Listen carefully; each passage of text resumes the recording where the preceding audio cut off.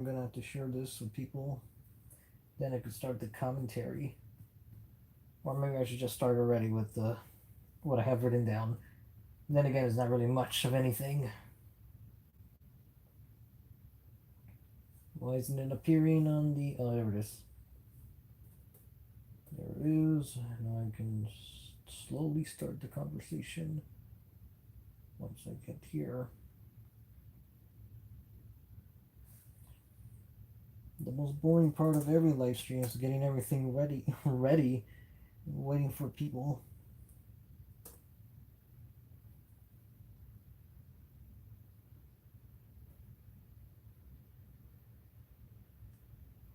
As soon as this thing wants to go.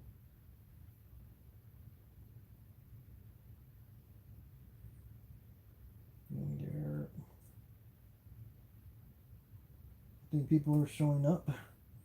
As soon as I turn my head, I'll find out for certain. Okay, yeah. What's the subject matter today? Uh, the subject matter today is about anime licenses, anime wish lists. Once I can go back to the main page. And let's see. So that was from Jimmy Jackson and Metatron. Why is it interrogated by the Carel? I think you meant to say cartel. Screw for a head. Hi. Hello to everyone. For now, here's the conversation piece. There we go. Okay, I can't recall who requested football for a Western release. I don't know if people have attempted bringing it over here, but the fact remains that they're still not available. And the first show I want to talk about. Hey, let's like, did we move the bed or? Yeah.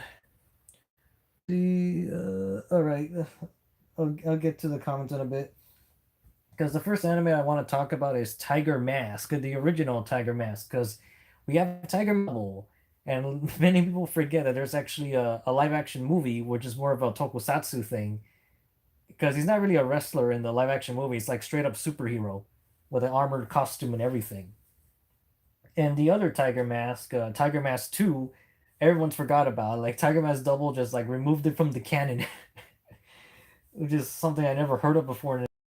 Let's just remove that from the canon. I'm guessing, or maybe they don't, or maybe Tiger Mask 2 is the one that has the bead on, and he has like a tiger in a blue costume with him.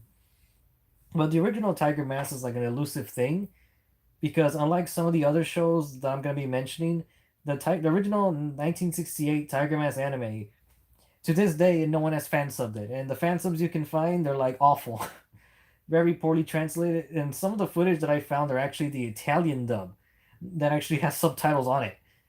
So it's just is the show lost? Can no one find it? Is it not in good quality anymore? Is it damaged?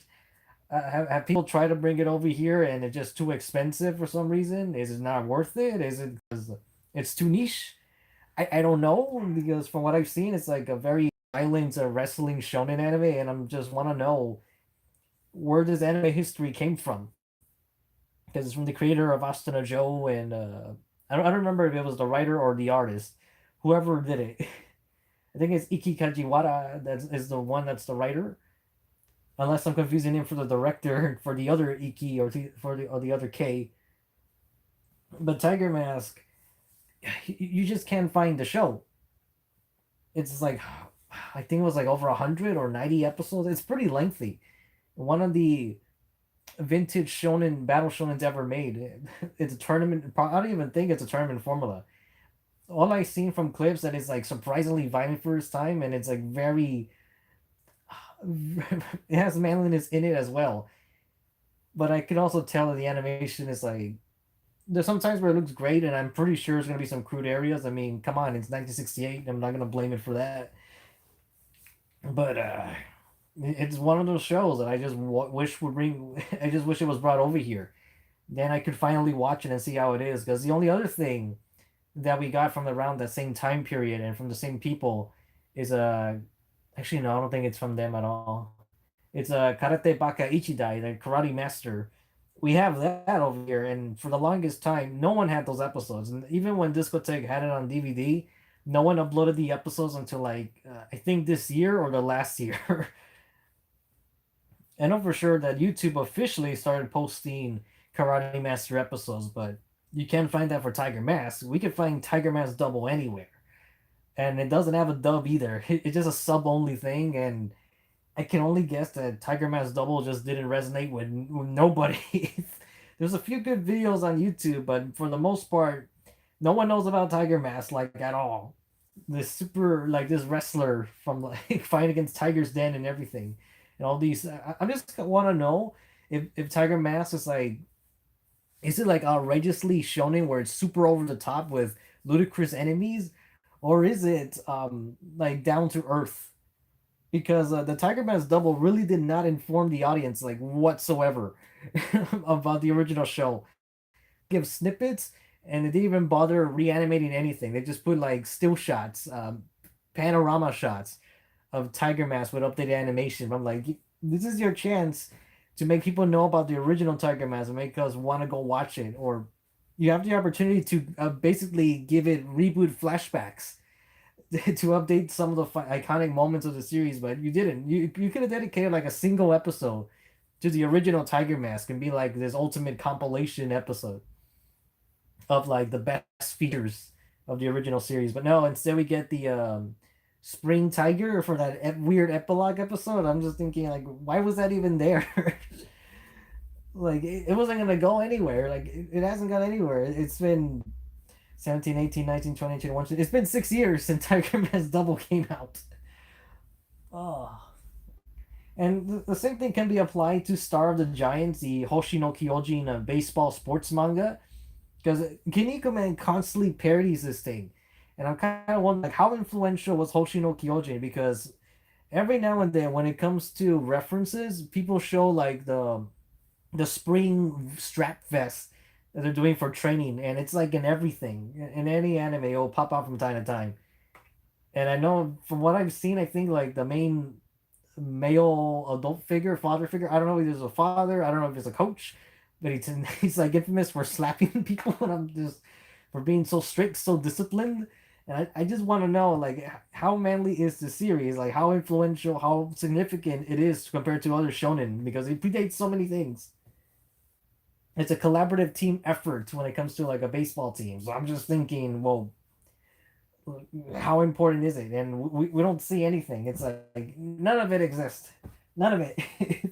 You'd be lucky to find footage. And I admit I haven't bothered looking for episodes anymore because I tried so many years ago and I found nothing. It just doesn't exist in the English internet at all. So Tiger Mask and Star of the Giants are like elusive, obscure, niche, and mysterious to me because I'm just wondering like what's in it, what is in there because in the beginning of the 2022 I was watching Karate Master for the first time and it's really good. Karate Baka Ichida is like one of the most well it starts off as one of the most like story driven character story driven scenarios I see. Karate Baki Ichida stars Ken Asuka, who was supposed to be a kamikaze pilot, but his plane wouldn't take off in time. Then the war is over, and everyone's like disgracing him for like, oh, you didn't die in the war, you're a coward. You, it's because of cowards like you that we lost the war. I'm like, "Oh, and I think it's just gonna be escalating because there's actual racism in the show towards Americans. I'm like, well, I can't blame them. That's what's going on here. So it was interesting to see that type of character. And any other shonen, you think that oh, he's gonna become he loves karate, so he's gonna like find a sensei, he's gonna train and go into a tournament or something like that. It's like no, I'm gonna join the yakuza. I'm gonna freaking join the yakuza, and then slowly becomes like the a bit traditional shonen where he's training in the mountains in total seclusion. He wants to go back to society, but he's like, no, I can't. So he shaves out part of his eyebrow and thinking, no, when I can't go down there looking like this, just to give him an incentive to stay in the mountains. And then when he's finally ready, he cuts stone. He cuts stone with his bare hands. And then he finally goes down to civilization. He enters a tournament and he defeats everybody. And everyone's calling him like a thug, like a monster, like a disgrace towards karate because he fights two like he fights too not gnarly. Uh, wow, I'm forgetting my synonyms. Like what's something that's not primal either? Something primitive. Oh geez, like why am I forgetting like my most common synonyms here? Geez, let's see, basically synonym like oh come on, beast. What is that word I'm forgetting? Like I just know it. Feral. Feral is what I'm looking for. Because his fighting style is so freaking feral, and everyone hates him. And then the story for Karate Master just escalates and escalates and escalates, where everyone rejects him, everyone hates him. He gets some students. Some of the students hate him. Some of the students die. I'm just, all this stuff, and then he ends up killing this person, but in self defense, and then he has to do retribution for that person's family, even though that person was a criminal. I'm like, it's just amazing stuff. And then things like really hit its high point when he goes to America, and all the Americans hate him. They all hate him because like World War II is so fresh in their minds, so they just want to kill the Japanese. They say the slur words at them, and it really felt like it was the most like grim, impending doom scene of any anime I've seen in a long time. And then they're saved by the CIA or the FBI. I forgot which one it was. One of those two. And then things just keep escalating. But then afterwards, the show just drops. It just becomes like karate versus this fighting style. It loses all drama. All the tension is gone from halfway through the show. Like 30 episodes of good stuff, and yeah, it's so I'm wondering if Tiger Mask and Hoshino Kyojin are on that level. Or like, are they that dramatic? Are they like the most? Are they like Ashton or Joe? The same people were involved with that, so I'm thinking like maybe it's like maybe they're better than Joe. I don't know. Is there a character that can rival Rikishi? But no, I am not seeing any of it because no one's grabbing it, no one's subbing it, nada. No one's to try to grab those shows. Yet we'll get something like I don't know. We get Chargeman Ken instead. You know, I mean, come on. Like I know it's for the lows, but can we grab something that's a little more worthwhile? I hate this. Okay, I'm gonna go back to the comments and I'm gonna go to the comments and I'll continue my list in a bit. Let me go back. Let's see.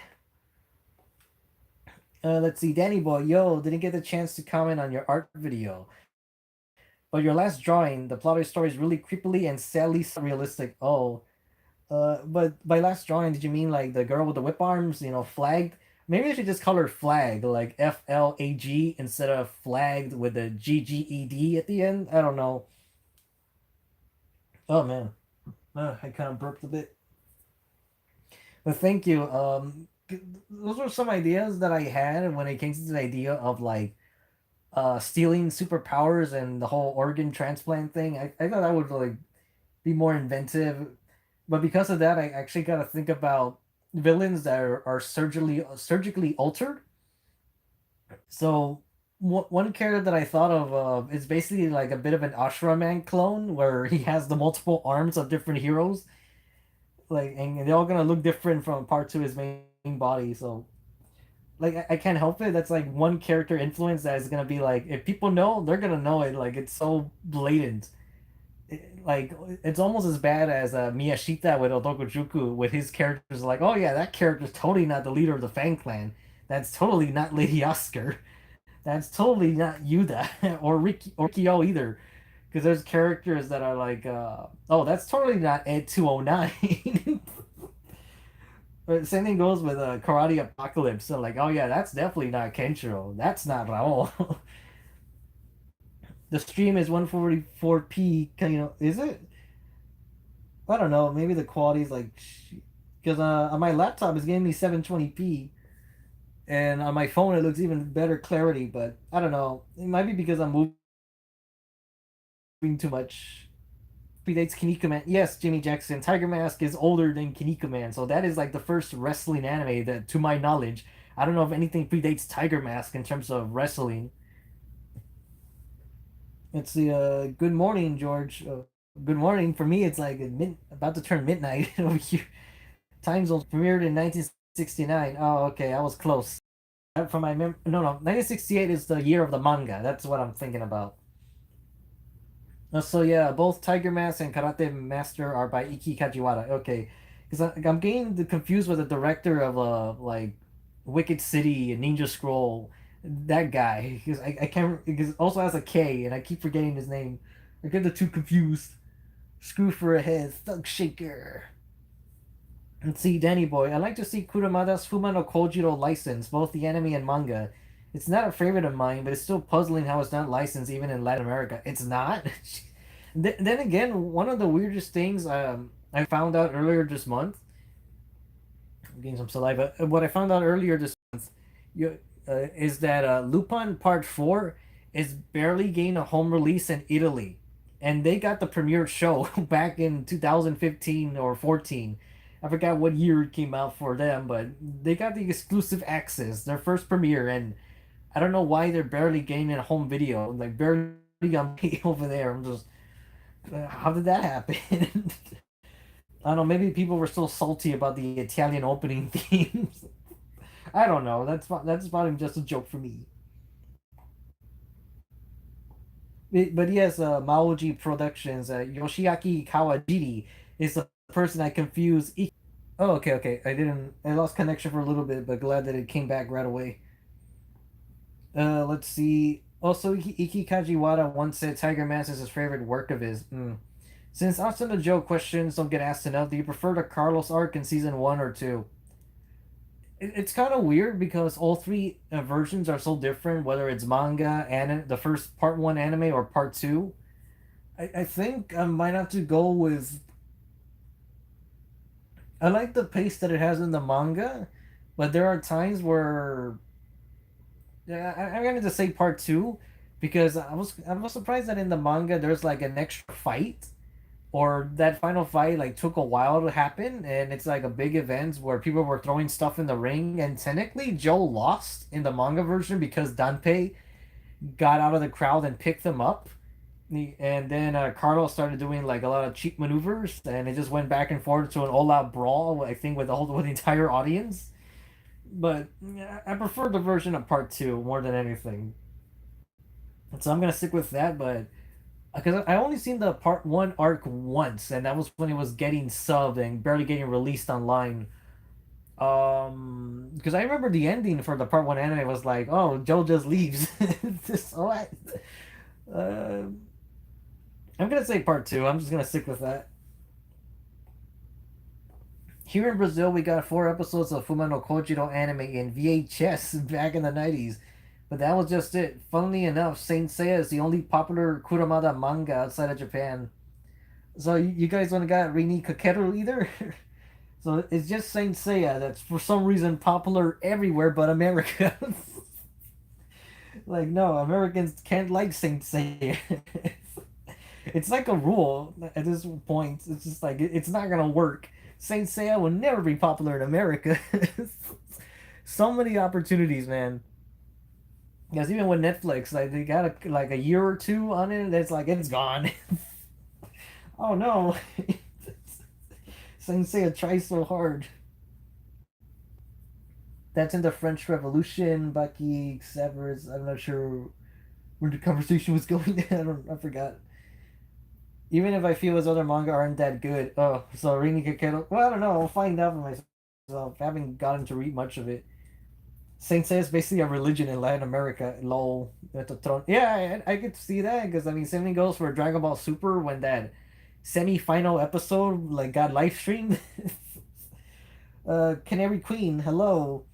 I was actually flabbergasted how obscure Rina Kakeru is here, even if the manga is fully translated. I'm going back to my anime license wish list.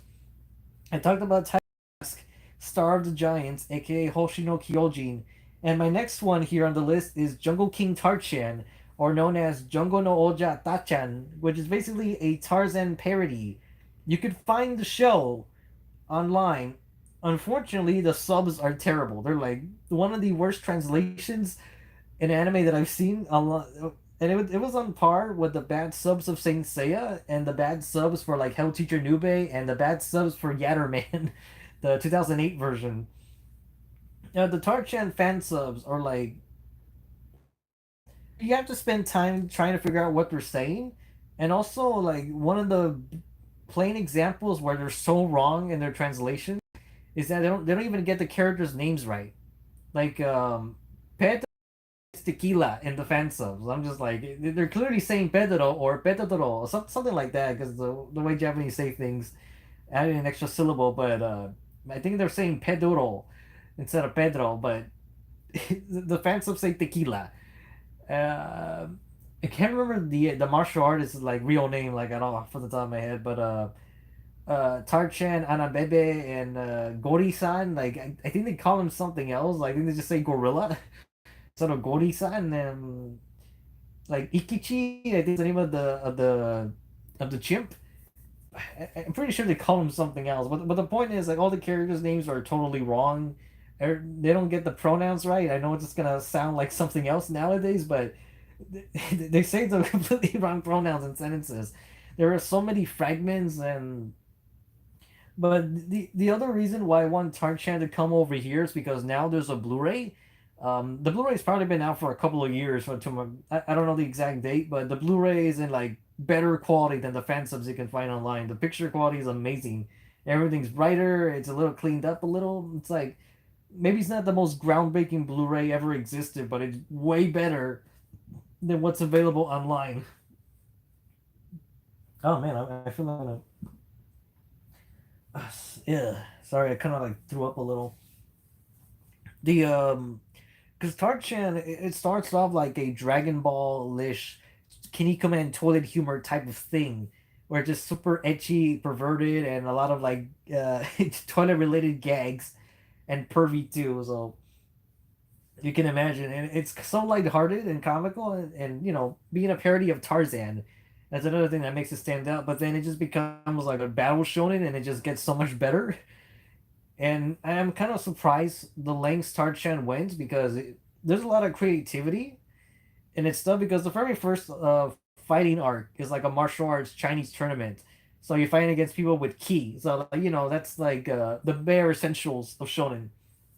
But then in the next arc, you go into like this sports It's weird because it's like this mixed wrestling style, but they're using like boxing rules, which is like I've never seen that before because characters get knocked down and you have like a I don't remember if it was a 20-second count or a 3-second count to get back up, but you could fight with whatever style. But the wrestlers there, like all the enemies are cyborgs. So it's just like, oh, you got these cyborg wrestlers.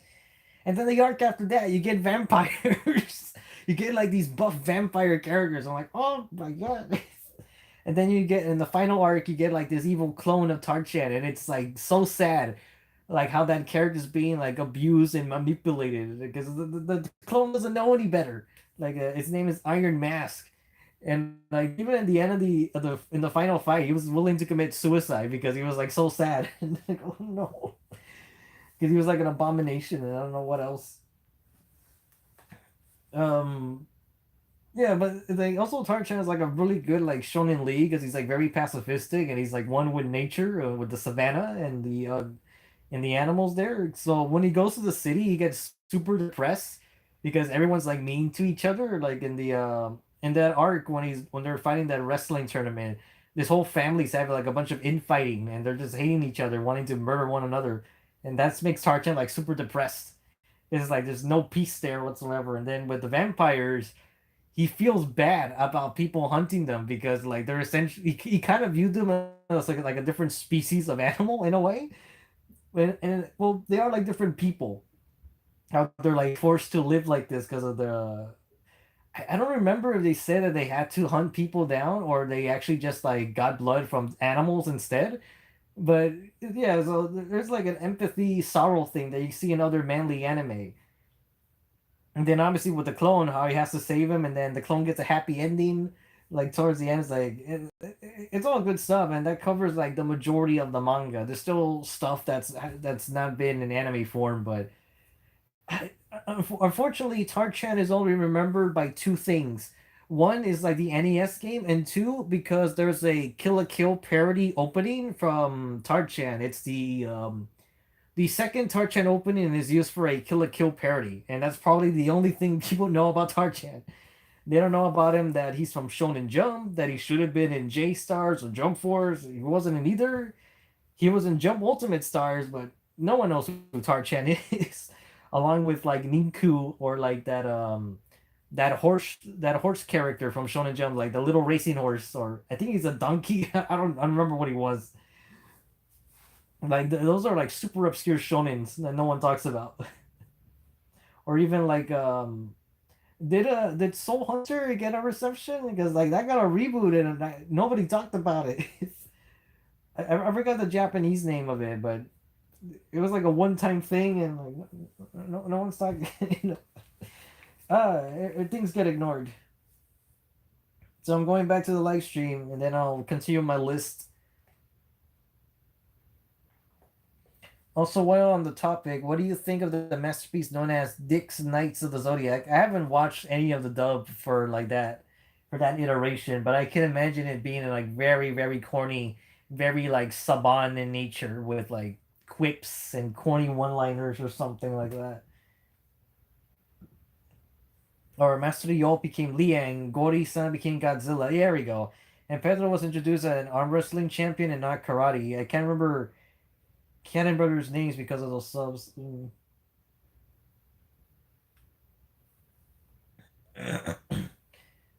Yeah, I don't remember any like those subs were just freaking awful.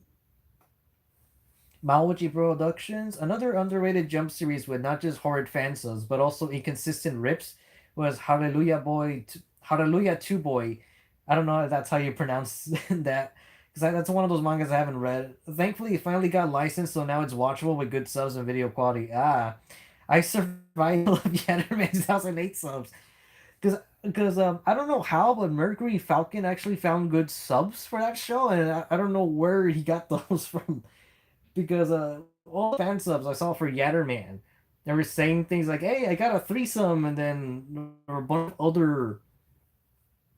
other things that they're clearly not saying. Because I remember one fan sub said made a Golgo 13 reference, but they never say his name in their dialogues. I'm like, that's not right. There's a bunch of like bad jokes, and I think one of the fan subbers actually commented on my video for the 12 Days of Anime for Yatterman, and I think he said that he was doing it intentionally bad, but I don't know. I can't say for sure. Metatron, too much fan service kind of turns me off. It depends on the show, because nowadays the fan service that bothers me is like the corporate stuff, like how everything's feeling kind of shilled, and like basically how a bunch of shows and movies just look kind of bad right now. Like Star Trek to me, like the what's another thing that's really bothered me? I know there's something that there was like a lot of like, oh, okay, yeah, it was actually Masters of the Universe Revelation, because there's like a lot of niche fan servicey things to, and they always point it out in order to be on board with the audience and be like, "Hey, we get the reference. Look at the thing we did. We did the thing. Look at us. Praise us because we know the thing that you like because we did the thing." Because in Revelation there's this like obscure character called Pig Boy.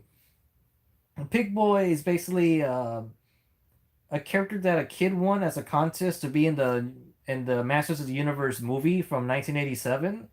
So they managed to squeeze him in just barely in order to be like featured in the movie for like a few seconds. And he's in costume and basically just hands Skeletor his Havoc staff. So um there's also this niche character called like Goat Man, and he's from like I don't remember if he was from a mini comic or from one of the newspaper stories, but basically he's not in the cartoons. He's not in any of the cartoons. So in the show, well, I think it's either Tila or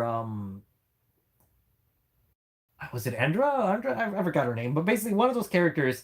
They have to like explicitly point out. They're like, "Hey, is that Pigman and Goatman, Pig Boy and Goatman?" And I'm like, they're really hand fisting these things, and some people like just are hook, line, and sinker for that. And I could just totally see all the corporate business trying to just get as many people as possible. It's like the Chip and Dale movie. That's what that is. That's the fan service in the Chip and Dale movie were just like references and things. Like I haven't watched it. I seen like pieces online, and that's the thing that I could tell from the trailer. I'm like, oh my god, they're just trying to like do this shit, and it's that's sort of how Ready Player One is as well, where they're just trying to like look at all the things we have in our movie.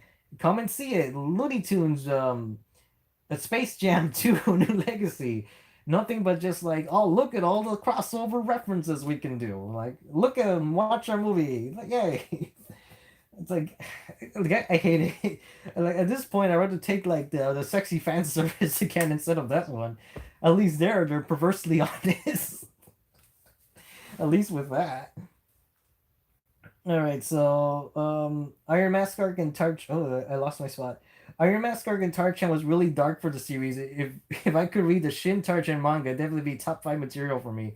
Oh yeah, because like that's actually the only thing I recall from that Iron Mask arc. I don't remember what else happened in that. I do recall that Tarchan was like losing his strength, or that he was getting intimidated, or I don't remember everything. But that was also because the fan subs were so bad. There might be a part where I'm probably like rewrote the story in my head to make it more dramatic. Oh man, I'm getting hot in this blanket. Let me move this. Do you know what the manliness animation series? Wait, what? Do you know what the manliness animation series ever Invincible? Can I repeat? Are you asking me like, uh, that's like the manliest animated show? Because I know what Invincible is, but I just this might be a little self-contradictory compared to the stuff that I'm writing for like my own comic or story. I don't know what it is yet, but I kind of not really in the mood to see like dark, depressing, violent, realistic superheroes. I'm just not like in the mood for that. Although I'll admit that last night I barely saw like the Batman barely for the first time, and I know that one's like completely grit and set in realism, but that's kind of like not what I want to see in a superhero thing. I rather there's sometimes where like I'm all up for it, like stuff like Batman Under the Red Hood. That I want it to be realistic and gritty. But other things like I don't know. I just kind of when it comes to yeah, the thing is Invincible never like got my attention because I if it's like something of that nature, it just never did. I mean, it could be just personal bias, or I just didn't care because it kind of like I know it's a serious thing, but the reception it got was almost like One Punch Man level, and I just kind of felt that it was something that I don't think I was gonna get very personally attached to, and it's getting to that point where I rather watch shows where it's gonna become a favorite. And if it's not, I don't want to bother. Like like currently I'm watching Yu-Gi-Oh! 5Ds, and that show was like it's dark. It's almost like the original Yu-Gi-Oh, the manga version. Like it's almost there because there's like one scene, there's one episode where there could have been like a legitimate gang war, like in the Warriors kind of style, but they're resolving their issues with dueling in that. I'm like, ah, come on, man, just punch some people. I mean, the show has murders. There's actual murders in Yu-Gi-Oh's 5D. I'm like, oh my god, people are dying and coming back as like evil specters. I'm, oh shit. Like, 5Ds is like amazing so far, and like like the thing is, what shocks me is that Yu-Gi-Oh 5Ds is more like Ashton Joe than Megalobox. It really is. It's like it gets better things than when Megalobox failed. No, that's the real Ashton Joe reboot. Because like you see Funos from the slums and Jack Atlas. Well, I don't want to spoil too much, but Jack Atlas is like the ultimate rival. Because he's like, Yusei gets arrested, and then Jack Atlas is like, I want to break him out of jail so I can duel him again. I want to set like a half-ass win. Give me a moment. I need to turn on the fan. Yeah, okay, now I gotta fix myself back into this pillow spot. But yeah, I think I'll go. Uh, Okay, let's see. People should know about Tarchan about a viral meme gif of Tarchan. Oh, that's right, that's right. They know him for dodging the bullets from the early episodes. I see them everywhere, and no one knows where it's from. Oh wow. Because yeah, I've seen memes of that. Like one meme, and I was like, hey, a Tarchan meme. What is this? 2022. What are you giving me with these anime memes? He's talking about Maki Bao. Donkey, did the animal look like a cow and someone flying it? Oh yeah, okay, that's the horse racing animal that I don't know if it's a horse or not. But yeah, that's another niche like shonen along with Ninku and yeah, I don't know, there's probably something else like Jaguar. Billy Montes third. Hello, anime hero. Hello. They ruined He-Man, Metatron. Yeah, I know, and I'm really hoping that it's not coming back because Mark Hamill is sort of implying that there's gonna be more. I'm like, if the writing's the same quality, I'm not gonna watch it because the CGI He-Man, I wasn't liking it either. The second season for that, just for the CGI one, was just like a little all over the place. But ooh, let's see how many more comments are there because I need to go back to my list. Okay, there's not that much. So I could finish this and then go back to the list of what I was doing. I looked more into the Lupin Part 6 staff and found out that outside of writing two episodes, Oishi had little influence on the show's direction for Windman. I see, because Part 6, I haven't even gone back to watch it. Instead, I was watching the Part 1 dub, and I was having way more fun watching that. Like, I know some spoilers for Part 6, but I just, at that point, I just didn't care. I'm like, no, I'm not feeling it. Like, Part 6 is just, nope, this is not the Lupin that I want to watch. The Invincible comics are actually pretty dope, but they got some cool fights and Metatron. Yeah, I know, but that's not like nothing's really drawing my attention to Invincible. Really, like I'd rather be watching the Tick. To be honest, I'd rather be watching the Tick or Earthworm Jim. Unfortunately, I can't find good quality of Earthworm Jim online like at all. Everything's from like TV recordings, and it's like really bad quality. So to watch Earthworm Jim, I would have to like buy the DVDs. Um, okay, what show? What else was I? Yeah, like the Tick I can watch on Hulu because I recently finished the Powerpuff Girls. Like that was like a lot of fun. I was genuinely having more fun with the Powerpuff Girls than with like than with Lupin and a couple of other shows. Yeah. Doesn't Duke Chogo appear in Yu-Gi-Oh! 5D? I don't know about 5Ds, but he appears in the original manga. Because in one scenario, Kaiba's hosting this elaborate death trap to kill Yugi and his friends, and Yugi is and Joey and Tristan they're playing laser tag, but they're getting electrocuted, and Gogo 13 is one of the people hired to fight against Yugi, Joey, and Tristan in a game of like electric laser tag. Yeah, yeah. So I don't know if he appears in 5D, so it'll be a surprise if he does. I hope watching the subs of 5D. Yeah, yeah, yeah, I'm watching the subs of 5Ds for Windman because just for curiosity, the episode that made me want to check the English dub was when I still can't remember her name, but the redhead with the Crimson Dragon, like Izoi Aki, I can't remember her name. I'll look for it right now. I don't want to look like a total fool. Yu-Gi-Oh! 5D's girl. Let me just put that. Oh, that didn't help me at all. Uh, Aki Izayoi. Yeah, that's the girl. Aki is what everyone calls her. Yeah, so because the episode where Aki shows up, the music is so grim, and her first appearance in her duel, she's very stoic and very like emotionless and very well, maybe not emotionless, but very cold in her delivery. So I was kind of curious, like, what did the English dub do for the music? Because the music for Fire These is really, really good. Then I watched the episode and she's speaking like in a very loud voice, full of energy and like giving corny one-liners, and the music is nowhere near as dreary or like dangerous sounding as the Japanese version. I'm like, nope. Then another curiosity point, because in 5Ds I seen like one of Yusei's former friends actually killed a cop, and there's like blood, a lot of blood, and I'm thinking, what did the four kids do? Oh, they just cut the scene off, and then Yusei gets stabbed in the freaking like in the waist, in the English dub, um, whole shard of like that metal shard is gone, and then he says like, "Ow, my gut!" It's so bad. But what is weird, which is interesting, is that later on in that same episode, the English dub forgot to remove the blood. When he's on the motorcycle, you can see Yusei bleeding, and the blood is there.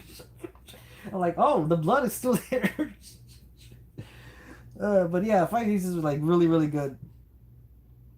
Let's see. Yeah, I know he appears in the original manga, but he got changed to a generic blonde woman in the season zero anime. Oh, okay, that sucks. Lupin Part 6 is mostly the director's idea, and considering his only other major credit is a lolicon anime, it explains the quality. Well, maybe he did better in Lupin 6 than that lolicon show. Maybe he did, but still, Lupin Part 6 is just no. I'd rather be watching Part 4. And I don't think highly of Part 4. Not the entire show. Like I don't like Rebecca at all. Like I like even though Aki is like kind of a little girl, like she's a more interesting character to me. Like she's a hacker. Like that's the spider from the bad guy of the group. Ami. I think I might have said Aki, but yeah, Ami. Yeah. Oh, speaking of the Bad Guys was a good movie. The Bad Guys is better than Lupin Part 6. It truly is. It's more Lupin than Lupin.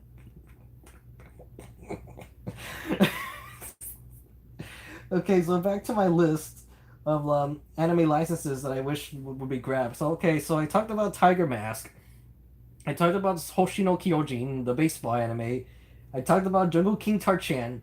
And here's one that I've been waiting for so long, and I was willing to buy the show twice if I had to, and it was Ultimate Muscle. Ultimate Muscle, because the Fox dub, even though the dub is surprisingly filled with some adult jokes and a lot of stuff that regular 4 kids wouldn't do nowadays, there's still a lot of lines and like corniness that I don't like, that I hate it. Like some people will watch the show genuinely and generally like it, but like anything from that era of 4 kids, like I can't stand. And I've talked about this before with the sound editing. Like I hate whenever those sound effects come in, whether it's a drum snare or like some other silly music cue. Like I hate all of that, and it makes the show unwatchable for me, and it annoys me so much. But I was willing to buy the English dub because, for the very least, the quality would be good. The picture quality would be great. Because a lot of the Ultimate Muscle episodes that are online are from like this. I think it's from like a UK British channel, because or some obscure English channel that I never heard of. Maybe Australian, but it's kind of like Fox Kids, but it's like green. It's a green logo, and a lot of the thing says is like this is not for like for public use or something. I don't know. There's some disclaimer there, and the aspect ratio is like warped widescreen, and so it doesn't look right. I think it's in like Kicks TV or something of that nature. But basically, no one has like the clean DVD footage, because I was able to download some episodes back when they were getting randomly posted on YouTube. And that's where I got most of my Kinnikuman stuff. Because for some reason, there was one particular Kinnikuman day around 2015 ish, that people started posting a bunch of Kinnikuman episodes online, and then until they got taken down by Toei. But like they're uploading everything, even like the filler episodes, because I already forgot like some of the filler stuff of the original Kinnikuman. I don't remember what happens, even though I saw it raw. So it would be nice to have Ultimate Muscle and a good visual experience, but also like if they could somehow just do audio, like just please Discotech, just do audio, even if it doesn't sync up properly, even if there's like some seconds of like transitioning to Japanese or something, or no sound, whatever. Just don't make me buy the show twice, because I really hate that. um, because where am I going with this? Oh yeah, yes, because I want to get Kinnikuman Issei. I want to get the Japanese version of the show.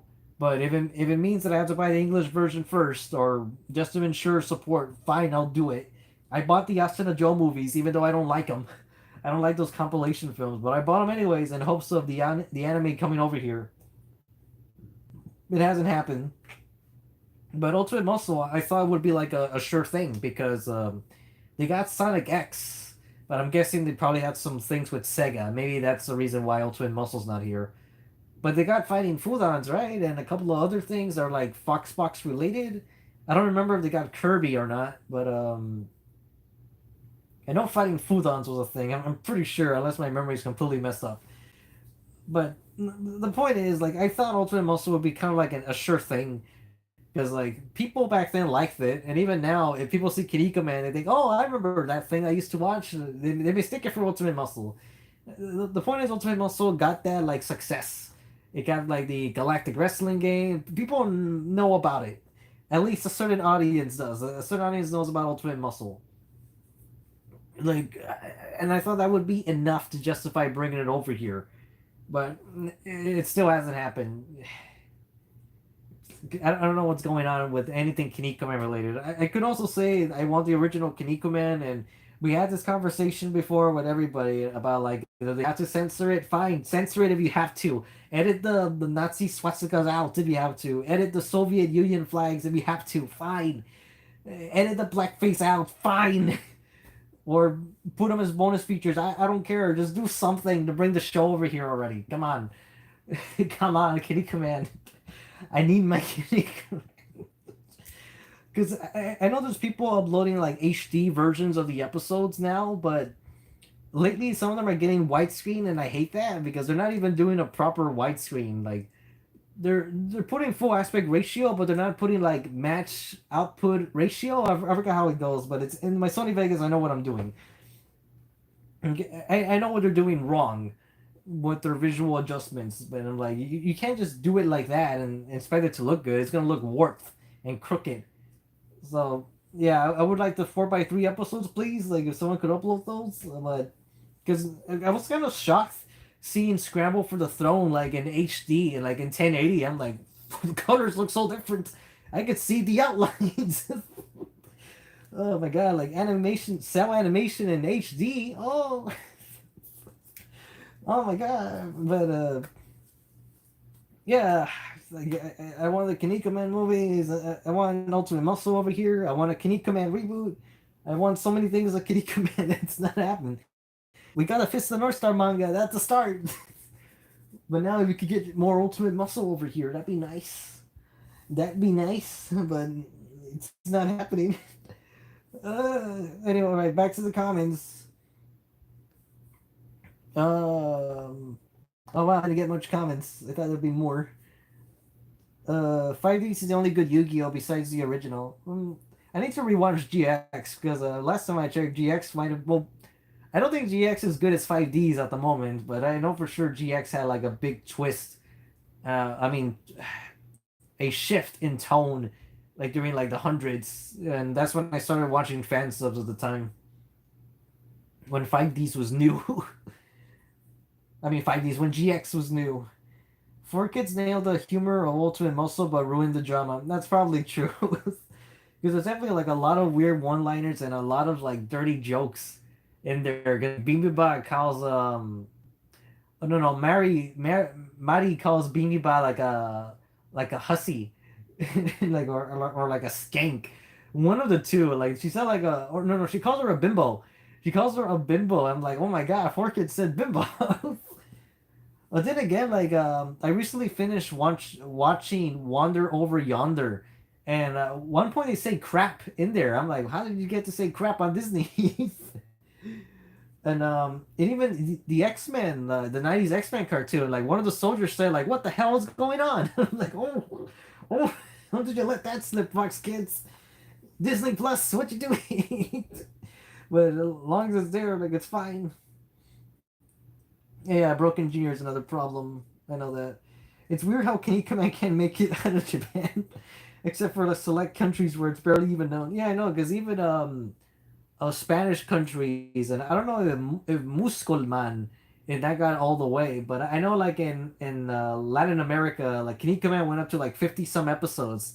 Same thing with Toriko. It only went up to like the Funimation run of episodes and just never continued to dub for any other language, or at least not in English and Spanish.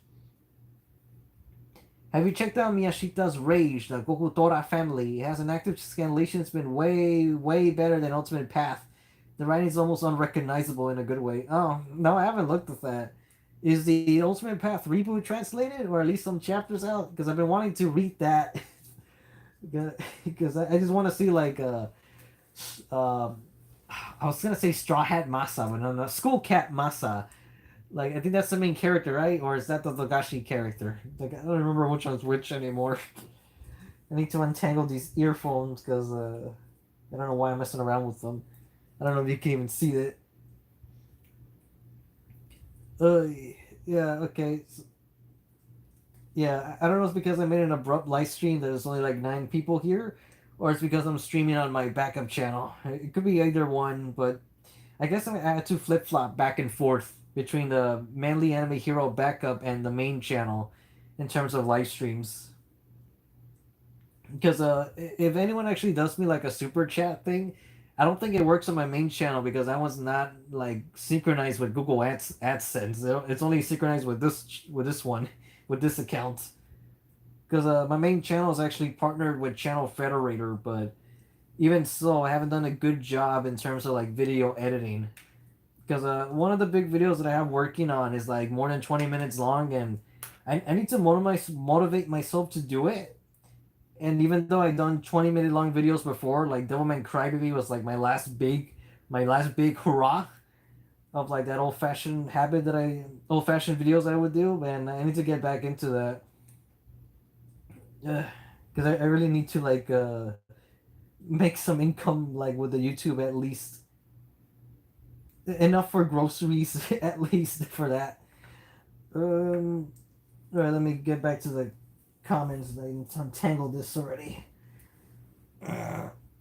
Um, most Keikoman dubs cut off the moment Broken Junior is introduced. Oh, Chile didn't have a problem with it. Lol. Yeah, that's what I mean. Like maybe they would have to like maybe give Broken Junior an entirely new costume.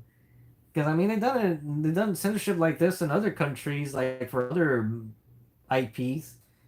We might as well just do that. Bring it over here. Yes, Skullcat Masa is the main character in the original Ultimate Path.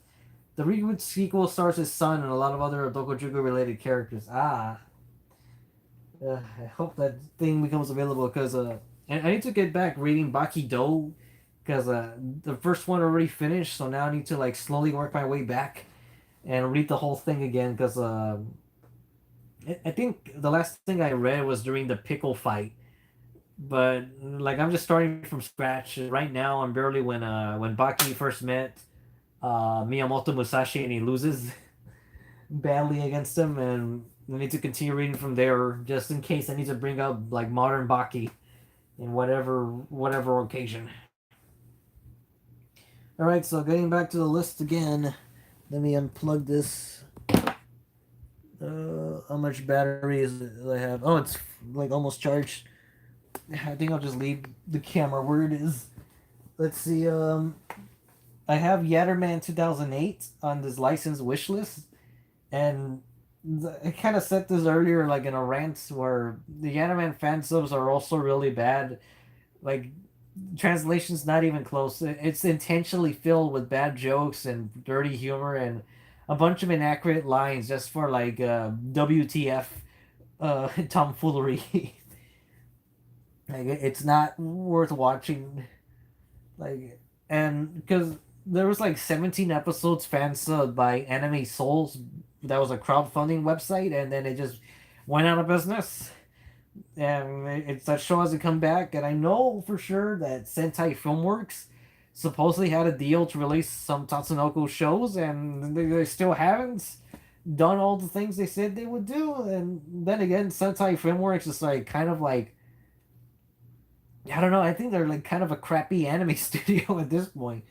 Because I mean, like Funimation has too much, Viz doesn't have enough, and like they just pick the good ones, like enough to get them. Like, yeah, that would get us by. Sentai picks up like all the sloppy seconds that Funimation doesn't want. And is there someone else? I guess Netflix and whatever like off-brand third-party company there is like grabbing other anime. I don't know. 'Cause I think Media Blasters is still around, but last time I checked, they were just doing porn, just hentai. Because I remember they got like that Charger Girl anime, and that's like the last thing I remember hearing in the news from them. Uh, but yeah, because like Viz Media and Funimation are like the only real people doing anything. Set Time Frameworks occasionally will grab something good, but not all the time. No, most of the time they just grab whatever seasonal junk and just like toss it out there, and no one and then just wait for it to go on sale in order to buy it. Because they have Baki, but they're not the one. I don't. They're not the ones that dub it. I don't think. But I mean, they did Saint Seiya, but they're not releasing that. And by some weird miracle, they got Lupin Part 6. But even then, Lupin Part 6 was like, yeah, you can keep that. You can keep that. I don't care for Part 6. I don't care for Part 6 at all. But yeah, when it comes to Tatsunoko stuff, there's like a lot of anime that just haven't been grabbed over here. Like Hurricane King Polymer, that entire show was subbed by Anime Souls. Doesn't have a video release. The original Yatterman, can't find that. Can you find the original Tekkaman? No. Well, you could, but I know there's better quality footage somewhere in Japan. There's Blu-rays in Italy. Now we got Gotcha Man, but no one really talks about Gotcha Man like at all. Like, I think I'm the only person that did a good Gotcha Man video now that I think about it. And that was like back in 2017. Like I'm pretty sure because when Infinity Force came out, it's a superhero crossover. Nobody knows what this is. When Tatsunoko versus Capcom came out, who are these superheroes? I don't know who are these anime characters. Oh no, Tatsunoko can catch a break. People know Speed Racer, but Speed Racer hasn't had anything since the live action movie. They did make a cameo in Yatterman Night, like Chim Chim and like the Mac Go Go Go, the Mac Go, like they're there. No, Go Mifune, that's the main character, but yeah, actually, I think Mercury Falcon was the last person to talk about Speed Racer. No one else has done it since. No one talks about Speed Racer. This situation is getting really dangerous. Huh? Yeah, there's like I forgot the name, like Fernando, like the main actor. He said he did those lines on purpose just to make it give it more energy. Like he knew it was silly, but he knew what he was doing. He was like he had to be on the joke in order to like the Speed Racer dub.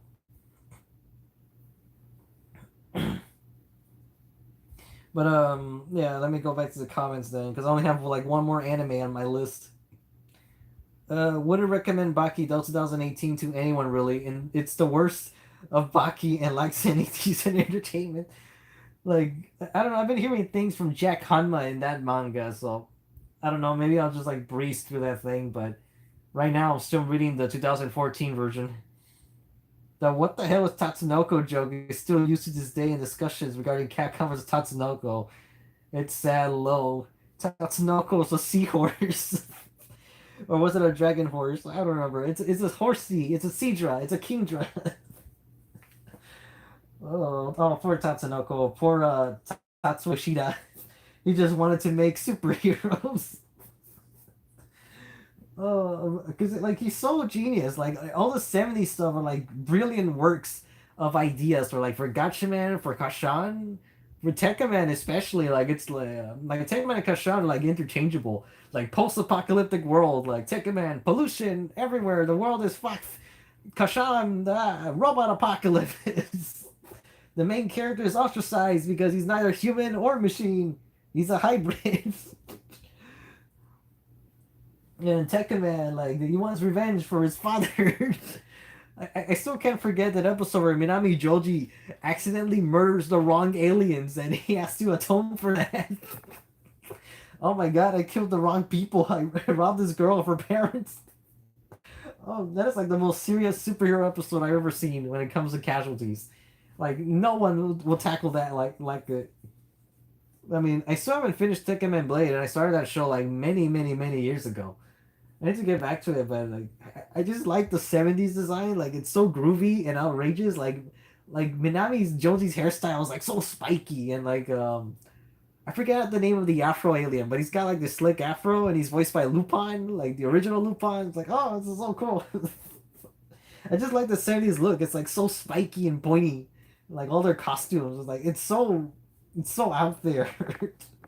I just love that look. Like Hurricane Polymer, like the weird thing is I want Takeshi Koike to make like a stylish Hurricane Polymer, like make it really '70s, but give it the attitude of like the of the recent Lupin movies.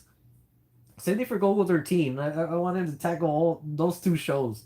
Like Hurricane Polymer and Golgo 13. Like yeah, make it like groovy like the ending credits of Hurricane Polymer, or I wouldn't mind like a super '70s gotcha man.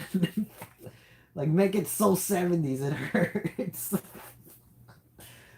But I am so mad that Gotcha Man like had so many chances for like a reboot show and they never did it. Because we got Gotcha Man crowds instead. Because there's like Gotcha Man Snap where these like commercials, but everyone has like these redesigns that are like so freaking cool. Like Bert Katze is like so demonic, and it just pisses me off. And then Cyborg 009, it hasn't been in 2D ever since the Devilman crossover. Everything else has been CGI with like somewhat interesting shows. Like Call of Justice was just sort of okay. I don't remember a single thing that happened in Call of Justice. Like I freaking all. Just give me like an anime God's War, like the manga. I'm like, because that is one of the most depressing things I've ever read in anything. I think God's War is more depressing than Berserk than the entirety of Berserk. It's like it's, there's so much good stuff out there that no one talks about it. That's why I gotta motivate myself. Like I need to, because the video that I'm working on is a Fist of the North Star, like how Hokuto no Ken influenced JoJo, and I cover everything, every possible connection that I could think of. It's in there. It's like it's almost an iceberg video, I guess, but not really because I didn't know what an iceberg was until like way later, until after I wrote it. It's fully recorded. I need to edit the whole thing, and I just really gotta push myself to like you gotta edit this thing. Like you had this for like 2 months, like 2 months. You could have finished this a month ago, and I just didn't.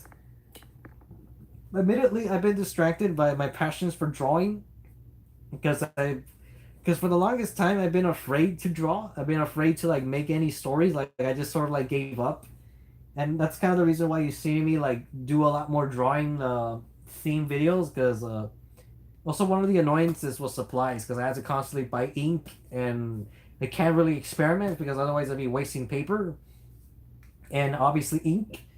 But now with the studio paints, which now I need to renew because like my free trial ran out like yesterday.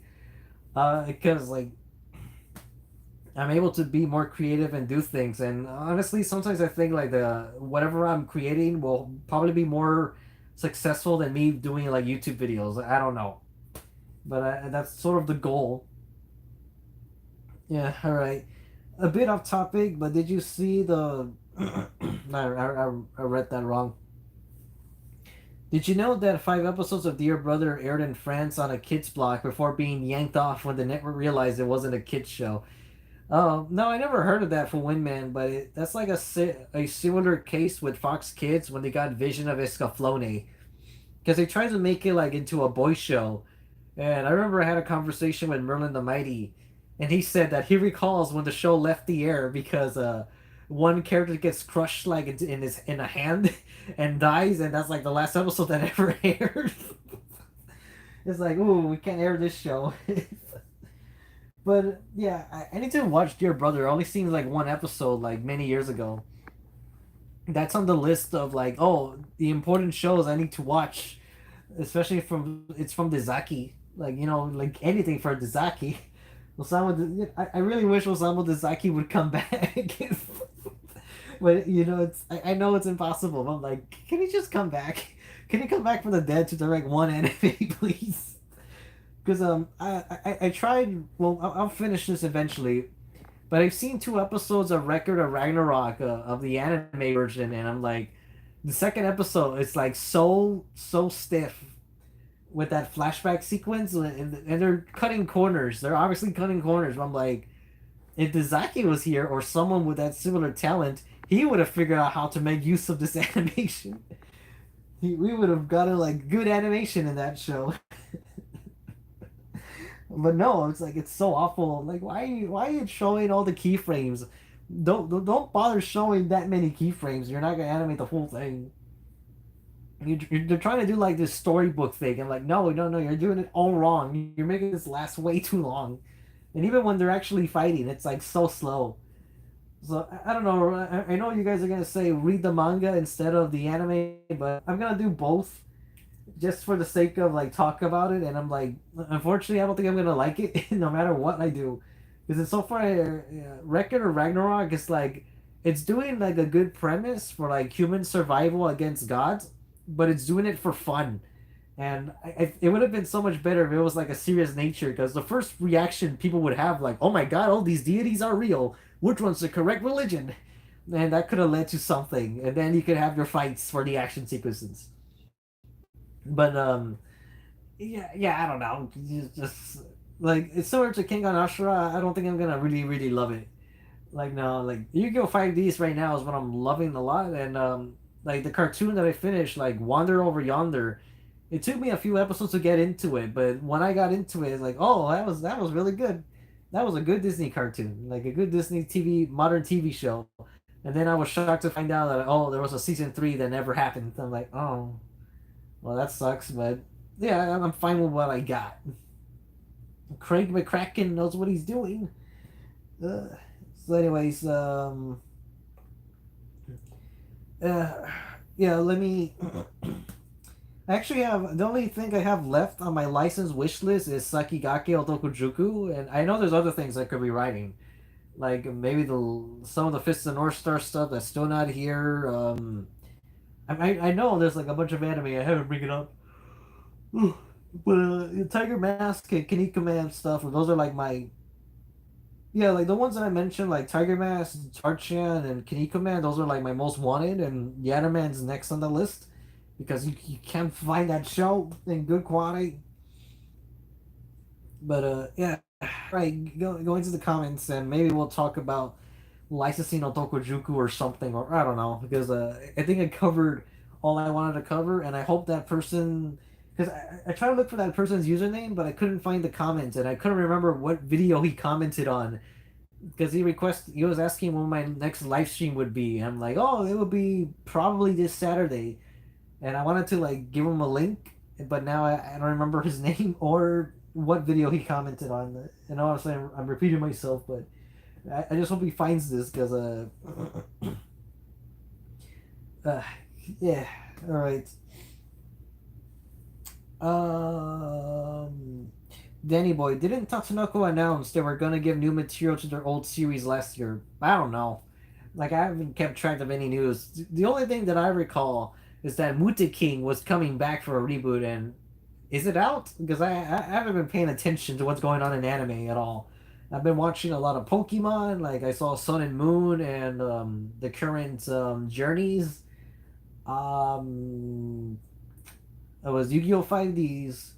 I barely got around to watching the Golden Wind anime. I finished that. Like the dub is like manly as hell. Like the English dub for Golden Wind has like a lot of manly testosterone voices. I was like, they're all so deep and barrel tone. I'm like, oh my god, I didn't expect the Bakio to sound that deep. Like, oh, so manly voices. Like, I actually ended up liking Diablo like a lot in the dub, and like now that I watched the anime, I got like a better understanding of who Diablo is as a villain. I'm like, oh, Diablo is actually some like pretty interesting, but he's also like a real sickle. I think it's more disturbing than Kira, to be honest. But anyways, what else have I been watching? I think that's everything that's recent because like Pokemon, that was like over 200 episodes of Pokemon that I saw. Because I thought, yeah, it was definitely more than 200, maybe close to 250 of Pokemon. Because Sun and Moon was like 100 and how long was Sun and Moon? Because I want to say like was it like 170? No, it can't be that long. I know I know Sun and Moon was lengthy as heck. Let me go to my anime list because I don't remember how long Sun and Moon was. Because Pokemon Journey has seen like 50 episodes and I caught up to the dub and I'm just waiting for it to come back. Because unfortunately Sun and Moon changed the soundtrack and I hate that and it's noticeable, but I just really like the voice cast. It sounded really nice. Okay, Sun and Moon. Why am I not getting? Oh, God, I need to put in Pokemon. That Pokemon Sun and Moon. Okay, now will you find? Here we go. Now I can see it. I don't know why I couldn't grab it. It was 146 episodes for Sun and Moon. Oh, and because of that show, I'm like, I should be watching other anime. I could have finished other things in that time. Like, I still haven't gone back and finished the Bastard OVA. Like, it's only 6 episodes, and I only seen two. But yet I watched 146 episodes of Sun and Moon. Pokemon just took priority, I guess. Pokemon Journeys. How many episodes did I see? Why doesn't it come out? Hold on, let me just go to Pokemon 2019, okay? I've seen 75 episodes of Journeys. Whoops. Yeah, like I definitely seen like almost 200 Pokemon episodes. Oy. Anyways, getting back to the comments.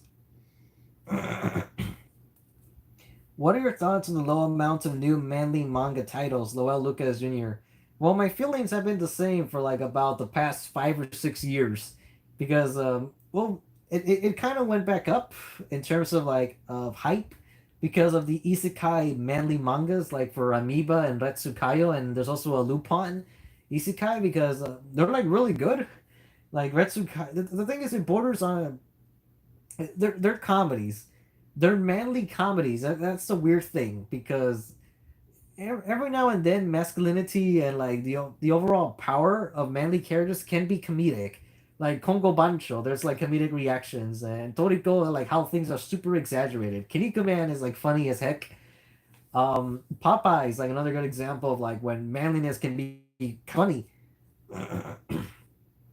Or whenever anime does like a manly parody or a manly like reference joke. But the isekai for Amoeba is like a big redemption arc, and that's very refreshing for that type of villain that he's like bonding with people and he's creating friendships, and he could end up becoming like a hero because he's prophesized. Similar to the seven scars for Kenshiro, like Amoeba's scar on his back that he got to masquerade as Toki. Like he's looked at like, oh, there's a legend of a man with a scar on his back that's come to save us. And Amoeba like kills like a troll with like Nanto Seiken, and so I was like, oh my god. And I hope more of it comes out because it could be like this really good like wholesome story for Amoeba. Amoeba of all characters. He's gonna become redeemed as a hero. And Retsukai is also like his isekai is like really manly as hell because the last chapter that came out he was fighting an ogre, and that ogre had like some genuinely scary scenes where he's killing these people. Oh my god, is my face getting round again? Because for like last year it was actually slimmer. I don't know. Like my cheekbones actually popped out, but now I'm like, I think I'm drinking too much like Coke. I need to lay off the Coke again. But then again, like it might have been like a problem because last year I was like in a really bad job and I couldn't really eat comfortably. So it might have to do with that. It's why I was like very slim there. I don't know. But anyways, yeah. So Retsu Kaio's manly isekais is basically just Retsu fighting against creatures, and it's just like manly every moment. Like, and it's kind of weird because the first few chapters his face looks really off model, but by volume two, like his face starts looking more like he does in Baki. So like I accept him as Retsukayo, and it's like this. I do feel he acts a little out of character because I don't know. because I think he'd be heroic enough to help people if they ask for it. But here it's like, no, I don't have time. I need to pursue like my path, like but to better myself, whatever. But then when they find out, like, oh, this opponent entices me, so I'll go help you after all. But I'm pretty sure Retsukayo would help people. I mean, he's like probably the nicest character in Olabaki. He's definitely the most honorable. But yeah, because he fought a chimera. I mean, excuse me, not a chimera. He fought a hydra, and found a way to kill it. And I'm like, oh yeah, why don't people kill hydras like that? That makes total sense. Actually, he's fought against goblins, and like the goblin fight is like pretty amazing, because Retsukayo like basically learned how to do dress from the Hanma techniques. So like he just learned dress by watching it, and he's using these goblins like nunchucks. He just kills them one after the other, like, oh, I'm gonna get another nunchuck, another goblin nunchuck. And then the fight with the ogre is like, oh, this is getting really good. But in terms of that's more endearing, the amoeba isekai are in that. Because amoeba's learning magic and like the comedy's on point with that. And I wouldn't be surprised, but I'd be a little angry if the isekai ends up becoming an anime because I could see it happening. Like that of all things, that one's probably gonna get an anime at some point, and it'll probably be good. At this rate, it's gonna be good. Um, I haven't looked at the Lupin one, but the Retsukayo one and Amoeba, like I recommend those. You can read those on Manga Dex. That's Manga Dex and Manga Dex. That's where you can find them. Because there's another parody for Fist of the North Star where it's actually like a TV show or a movie, and basically you're seeing like people acting out the film and a lot of the gags that happen around it. So basically, Fist of the North Star is like a fictional. It's a meta manga. It's like watching it's a manga about making a movie, but that movie just so happens to be Fist of the North Star. So like, there's another parody of that. I don't know what's it actually called, to be honest. I just know that it exists. There's pages out there, and then like the strawberry flavor with Souther. There's a lot of chapters translated for that too. But like, but I don't know. I'm more invested in the Amiibo one, to be honest, right now. All right, so let's see here. Full Wind Man, I watched your channel because I prefer hearing about hidden gems over the seasonal stuff everyone talks about. Yeah, that's why I need to motivate myself to get back on track with my YouTube channel, even if it's like one video a month, as long as it's like a video. Because lately I only been doing like news with action figures or quick stuff, like stuff with my drawings.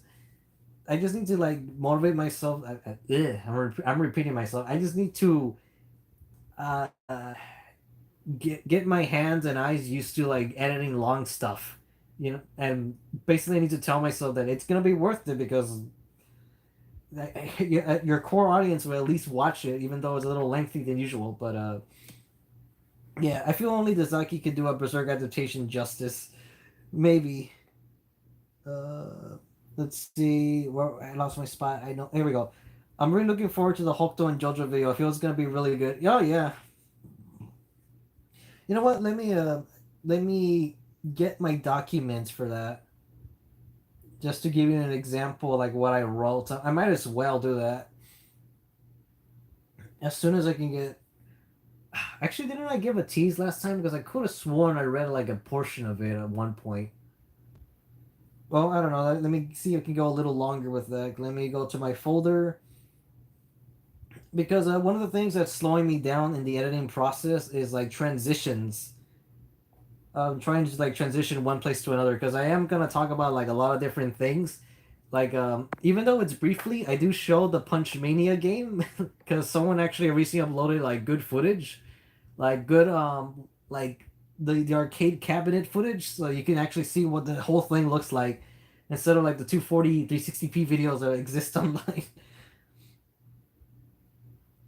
As soon as I can get this document open Sesame. Let's see. That'd be cool. That'd be cool. I wish they did something with Soul Taker and Tekkaman Blade. Ah, yeah, yeah, Soul Taker. I still haven't looked at Soul Taker, but it looked like one of those like psychological like shows, or I don't know. It looked like Karas, and the don't watch regular Ragnarok anime. It's god awful. It ruins the only good thing from the manga and the action. Oh, I haven't looked into Tatsunoko yet, but I'd be happy if they did new stuff. The shows I recommend is the original Gotcha. Well, I say Kashan would be the first one to start off with, since that one's kind of short and it finishes its story. Because I was kind of worried that that anime would be on a cliffhanger, but like no, it finishes its story. I'm like, oh, it does.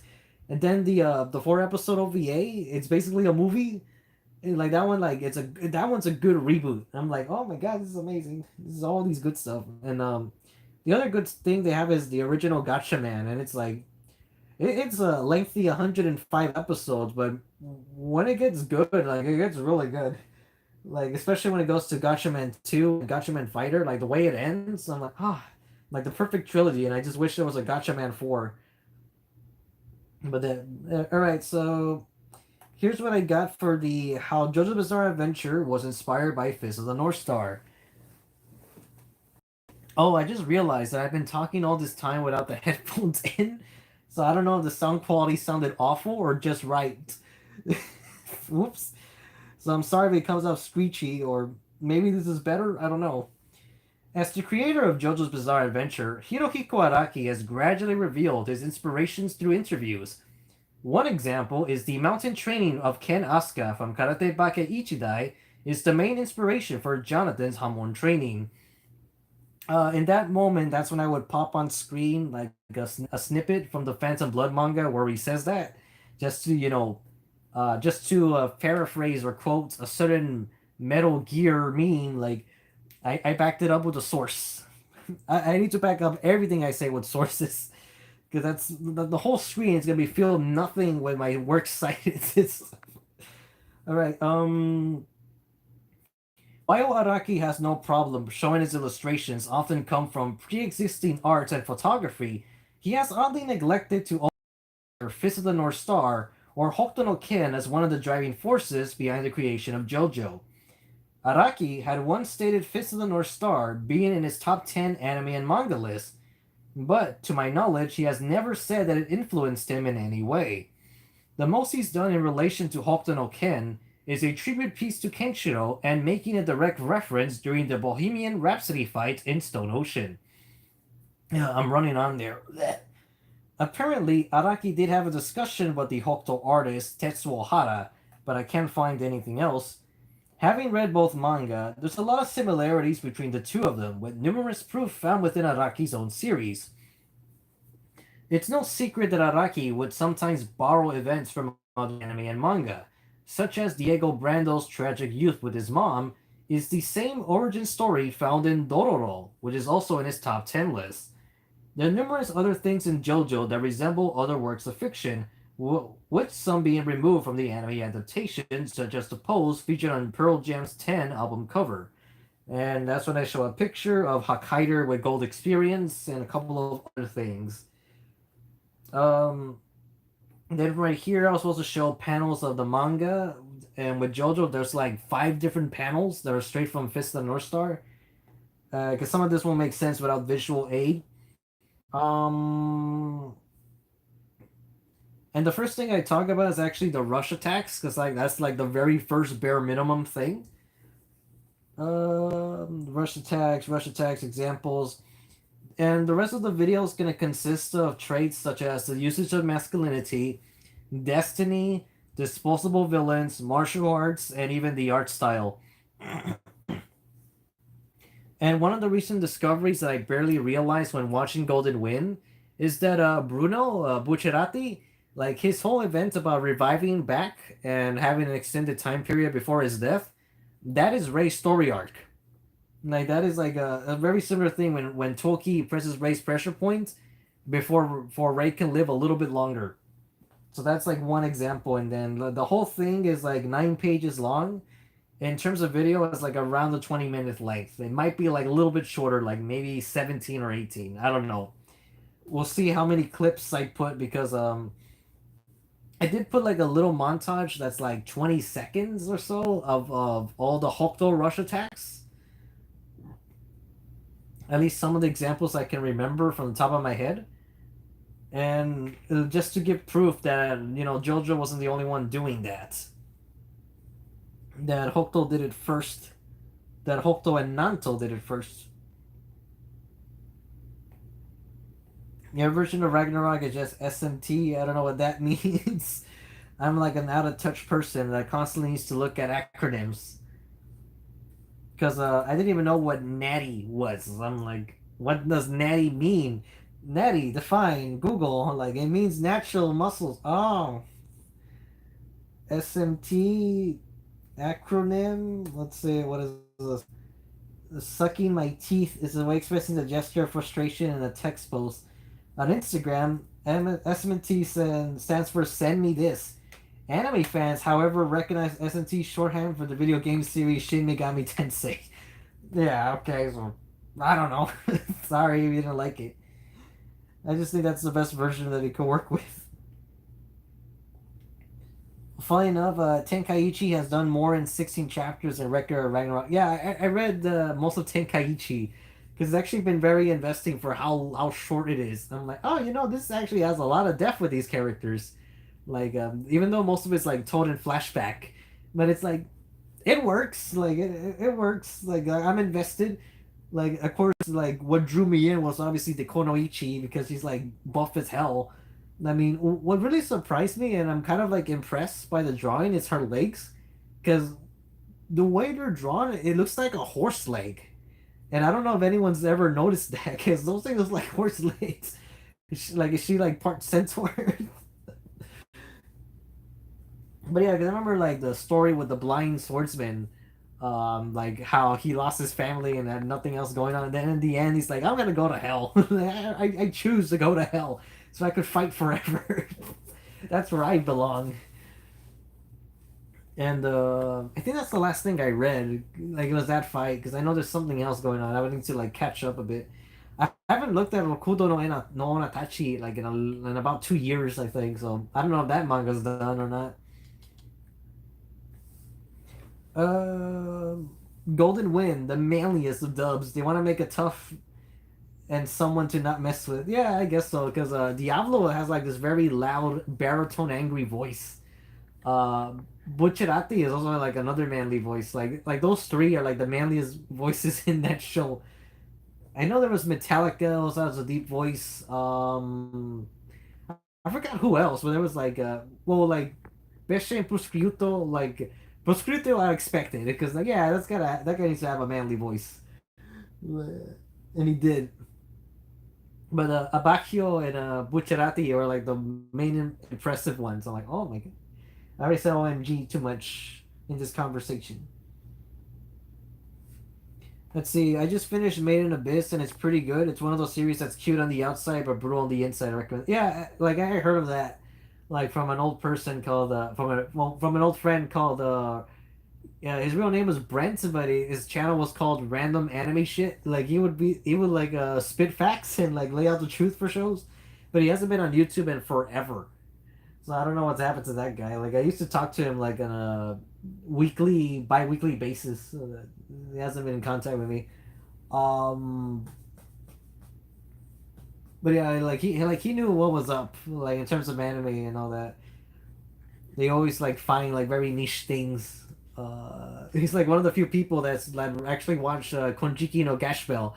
It's like it's a really good anime, and like there's not many people to talk about too with that show.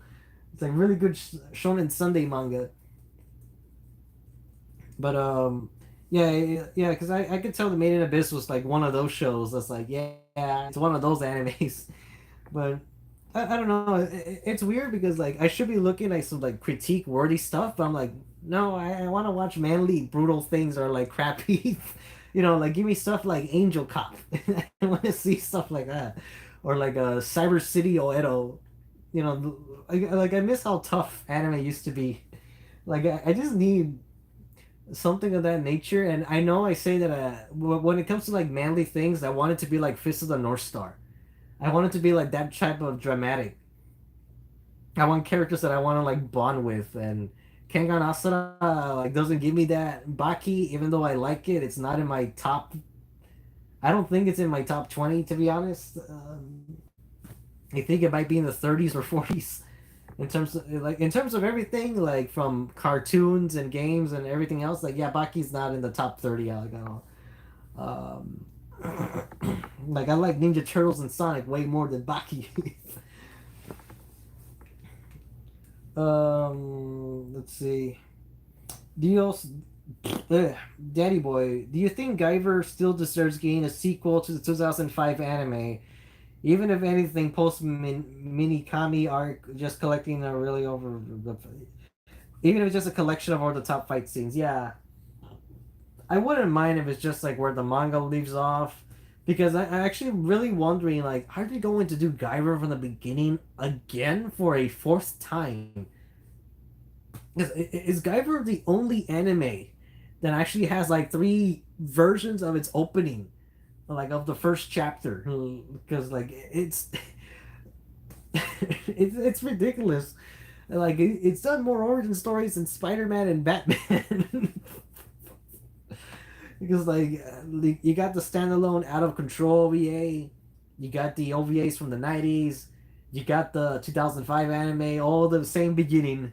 And 2005 anime was like the best one in terms of story and structure, but the best animation was probably the OVAs, and that's another thing no one has picked up. No one has picked up the Guyver OVAs because they have like really good animation, but unfortunately everything's like in poor resolution right now. So like there's got to be good quality somewhere. And yeah, Guyver is another one of those shows that it could come back, but I kind of wanted to just continue where the 2005 anime left off because I don't want to see the same stuff all over again. Like I don't want to see the thing which shows dad like for a third time, because the best example I could think of is Ninja Turtles, because the 2003 series and the 2012 they both have the Triceraton arcs, and there's like a lot of similar things that happens in between those two, and the 2012 series was pretty lengthy with the Triceratons. And once that thing finished, I'm like, that's it. No more Triceratons and anything. I am fulfilled with my Triceratons and Ninja Turtles. I don't need any more. Maybe live action Triceratons. I'd be going for that. Like the Triceratons I want to see are the ones from Gantz. I've been wanting to see that dinosaur aliens from Gantz for like many years. I want to see that. I wanted to see the Actually, I think that's the only thing I wanted to see from Gantz, because I know the Osaka arc happened and Gantz. It's kind of weird because Gantz came back for that one movie and then it disappeared. What happened to Gantz? It was like here into the now it's not. Like the manga's finished. Like give us another Gantz anime. Oh yeah, I haven't even looked at Inuyashiki. There's a lot of things I have not looked at, like at all. You know, like instead of watching Pokemon, like I'm waiting for Sonic to come here because I'm tired of seeing Sonic X trending on Netflix. Sonic X is not a good anime. Maybe the last arc with the Metarex, like in the Japanese version at least. But anything from the Adventure 2, Heroes, well, they didn't really do Heroes. Like anything before that, like Sonic X is like I am not watching the English dub for Sonic X. No, it annoys me so much. I can't stand the 4 Kids sound effects. But yeah, watch the bastard OVA. The thing is, I have the OVA. Like I bought the OVA many years ago, and I never got around to finishing it. And like, yeah, I need to finish that because right now I'm in the 5Ds mood, and like I just want to watch more 5Ds. Let's see, it's free and yeah. And you love the ad-lib lines of Dark Schneider. Yeah, I know, because that actor has like a weird sound to his voice, and I heard him in some cartoons too. The last time I heard him was in Transformers Prime as as one of the Decepticons. I forgot his name, but he's like the red one that that like very concerned with his appearance. He was like this mechanic surgeon type of character. Because like his voice for Dark Snyder, like it borders on bad, but it's also the same appeal as like Metal Gear Revengeance when you're hearing Jack, because some of his lines are like, I don't know if he's doing it on purpose or I can't, or he's doing it, or he's actually like kind of bad in his delivery because like some of those lines are like, you're like all those politicians, just like all the rest, Armstrong. Yeah, because I forget what other lines is there. But like it's like that actor for Jack the Ripper, some of those lines of dialogue is like very over the top and campy. And same thing goes for Dark Schneider's English dub voice. It's like it's up there. But it's one of those dubs that are like on par with like Cyber City. You wouldn't know a vampire would bit you the end of your dick. Now get off my back. Or Angel Cop. If this is justice, then I'm a banana. Goku Midnight Eye. Bitch has laser breath. So many good lines. I want someone to redub Shaman King. Oh yeah. Uh, Also, has anyone been watching Shaman King? D Lit's voice actress plays Howl's hot older sister. Oh, I wasn't aware. And for D Lit, do you mean like the English or Japanese? I'm guessing Japanese. I don't know. Well, then again, I don't know for sure because I saw the first episode of Record of Ragnar. I mean, not Ragnar Ragnarok. Jesus, Record of Lotus War. Jeez, I was getting them confused. And I need to get back into that because like that's very one of the essential fantasy animes, and I think El Hazard or El Hazard. I don't know which way is the right way to say it. I think that's the other fantasy one that I should look into. They have unless you. Oh wait, I lost my spot. Um,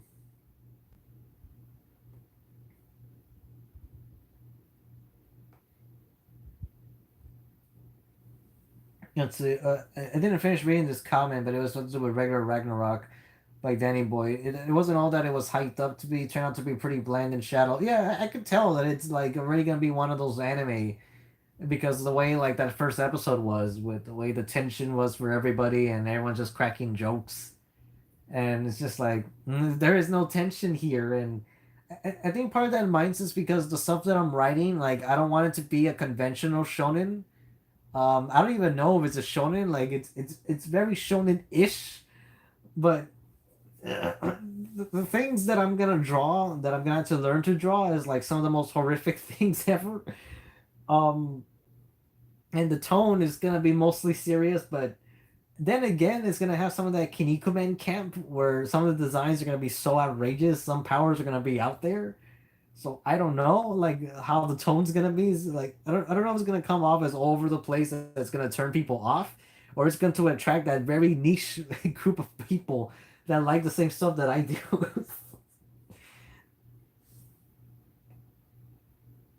All right, get me back to that.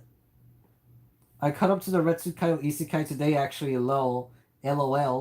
I agree with him being somewhat out of character, but being so overtly obsessed with fighting strong opponents. Yeah, yeah.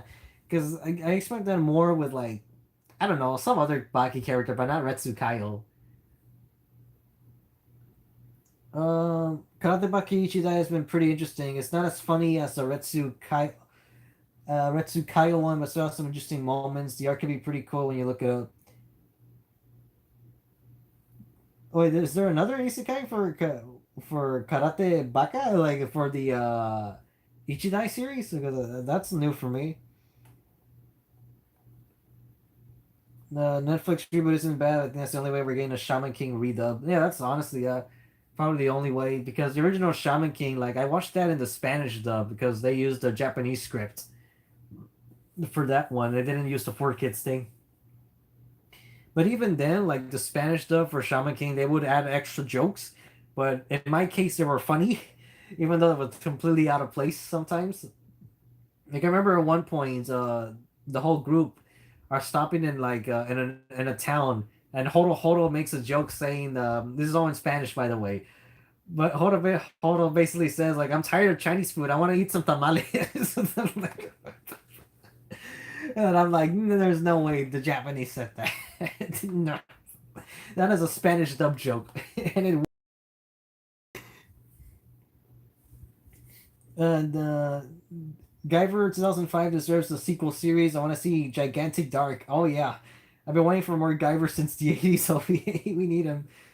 Oh yeah, because Gigantic, because Akito Makishima like completely steals the show away from Sho Fukumachi. He literally steals the Gigantic from Show. It's like, I am the main character now. I'm going to attack this building full of people, and I don't care. I'm gonna unleash my own Zoonoids and Zoolords. Yeah, gigantic dark. But then like Show gets a full on kaiju fight with that dragon like Zoolord. I think it was a dragon. I know Aptom was there with him, and Aptom gets a new form, and that's all I remember from Guyver because I know there's like a part where they're with the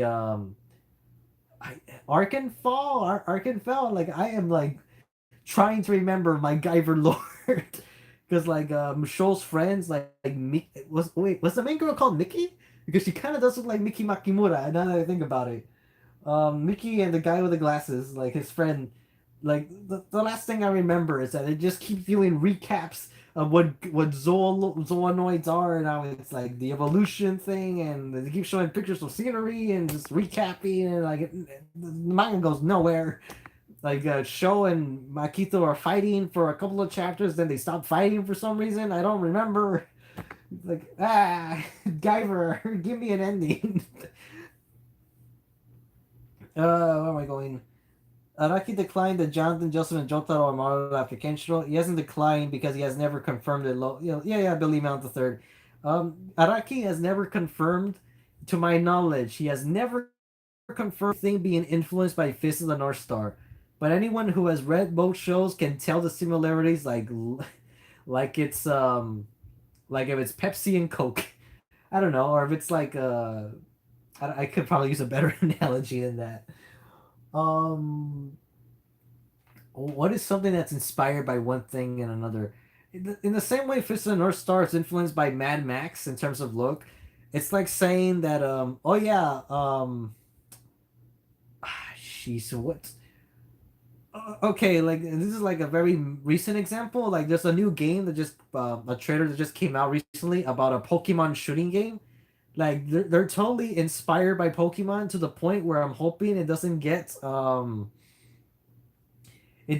like a cease and desist because some of the designs are just like recolors of different Pokemon.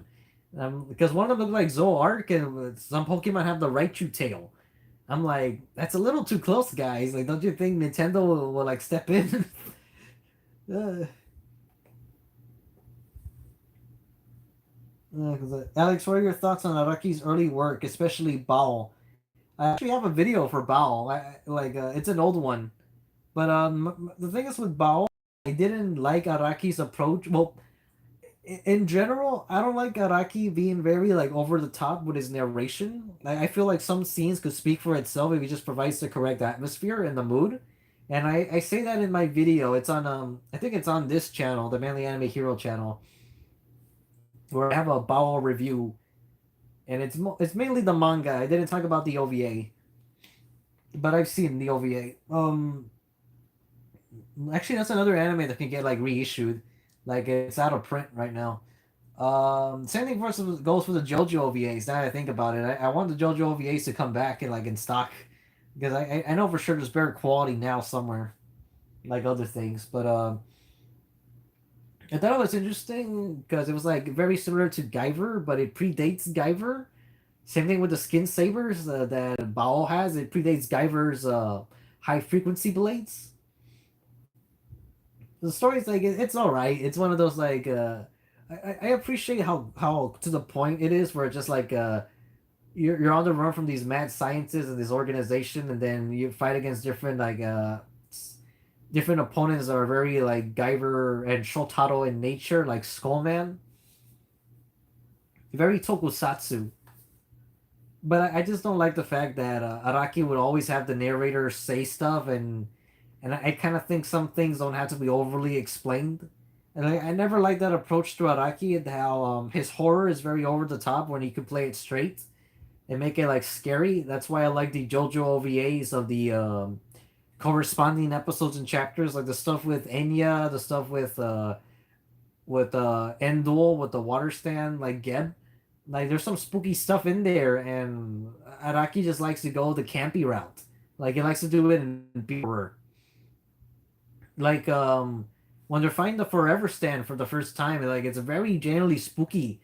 I like how like it like you're seeing like an actual ghost ship. But in Araki's case, you get like the stuff with the gorilla spying on Anne, and he's looking at a porn magazine, and it takes away. Well, it's still kind of creepy. It takes away from like the straight part, the straight horror, because now it leads into that like B movie schlock.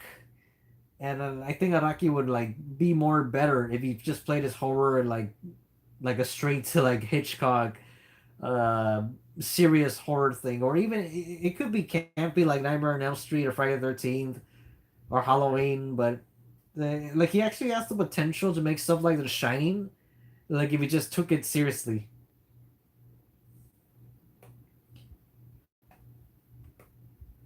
Like okay, so it was Shin Megami Tensei you were talking about, for Windman, or not, I don't know.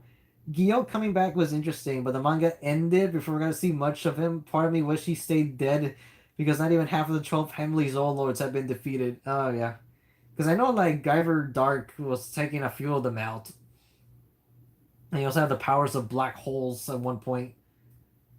Where was I going with this? Because I know I brought up something. Oh yeah, well, Gyo coming back with a clone Gyro was awesome. Not to mention Enzyme 3 and Aptom's evolution. Oh yeah, because Guyver 2F came back. I don't know if she was a clone or not, but I just know in one chapter she's suddenly there. I'm like, oh yeah, because I didn't know how she come into the manga, because I know that like her unofficial first appearance was in the OVA, but that was like a one-time thing. And then actually one of the things I love about the Out of Control OVA is that like the control medal, I think that's what it was called. Like I'm trying so hard to remember my Guyver stuff, because I haven't looked at anything Guyver in probably over like 8 or 10 years. All this is by pure memory. I'm trying to remember, what does Guyver have. It might be 10 years actually, because a long time ago I made like a favorite list of 2011 anime that I've seen in 2011, and I know Guyver was in there. So it might have been 10 years since I looked at anything Guyver. So I'm trying my hardest to recall. I might have seen the manga chapters, but I know for sure I haven't watched an episode in like freaking years. Uh, we know that Araki was inspired by Kenshiro. There's past interviews that prove it, besides the obvious art style. Well, link me in those interviews, because I can't find anything. Like the only interviews I can find of Araki are from when he's talking about the Phantom Blood game, and it's very like he does talk about other things, because he does mention where the age of muscles come from, and I forgot what other subject, because I have the interview downloaded. I just need to browse through it again. But him stating like, "Oh yeah, this character was inspired by Kenshiro," never heard that anywhere. Never seen it anywhere. Mm, let's see. Shin Megami Tensei is basically Devilman. It's an RPG. Yeah, yeah, RPG. Yeah, because someone told me about like how Satan and Devilman. Well, there's someone that looks like Satan in that. I really love Guyver, but I wish it was heading into a more cohesive direction before it was sent to the world of hiatus that will probably never end. Yeah, because Guyver, like, no one knows about Guyver other than some hardcore fans. Like, maybe Tokusatsu fans know who Guyver is. Like I'm assuming because of Guyver Dark Hero. Yeah. The manga still needed over 100 chapters, and it's probably never happening. Maybe the downside is that he made too many Zoa Lords. Like we didn't need that many at this point. We're never gonna finish it. You ever play the Satchmo GameCube fighter game? It's pretty fun. No, I never played the Satchmo game. In terms of anime games, I think the only thing I played was the Clash. The ones that I played a lot were the Clash of Ninja from Naruto, because those are really good games.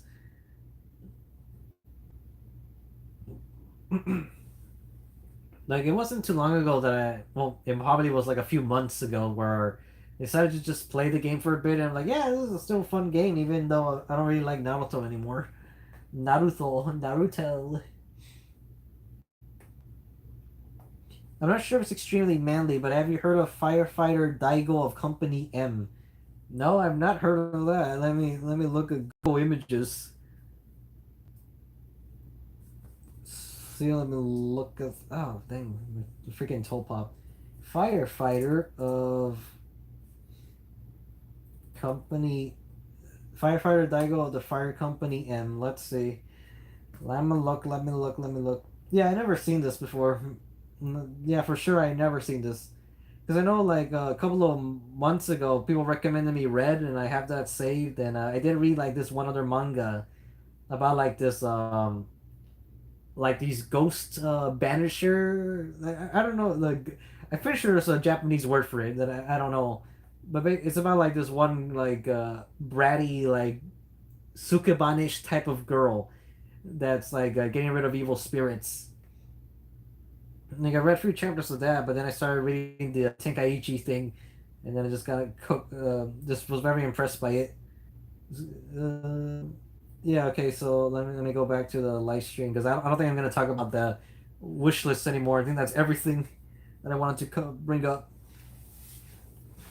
It seems like a pretty hot-blooded '90s manga has an OVA series too, and yet Guyver still never got a game. Oops. Yeah. Anime license, how about continuing the manga? Lol. Yeah, I guess. Uh, I'm surprised Guyver didn't have a tokusatsu. Well, the live action movies or something. That's the closest thing you're gonna get. But yeah, it is surprising to me that a lot of Shotaro stuff weren't live action. Well, some of Shotaro stuff wasn't live action. I'm surprised Cyborg 009 doesn't have a tokusatsu. I think that would have been like the first thing you do. Oh man, I just got like a bad flavor when I burp. Ugh. The only time Guyver got a game was the blatant nods from Bloody Roar 2 and 3. Stun is Zextol and Xeon is a Guyver-like creature. And also, the closest thing to a Guyver reboot is Yu-Gi-Oh! GX. Because Neos and all the Neospatian are like all based on Guyver. It's so blatant. Oh, that's a good example. Oh yeah, yeah. Like Neos is totally not based on Guyver in the same way how Araki's JoJo's not inspired by Fist of the North Star. Oh yeah, it's same logic there.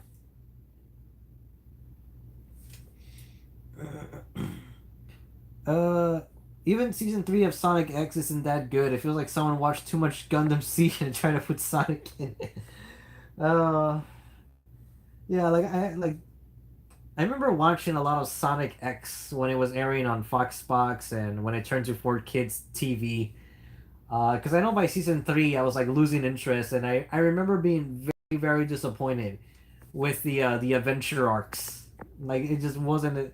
Well, the thing is, I found out that apparently the Japanese version actually used a lot of unused material from the games, so maybe I'll watch it in Japanese again.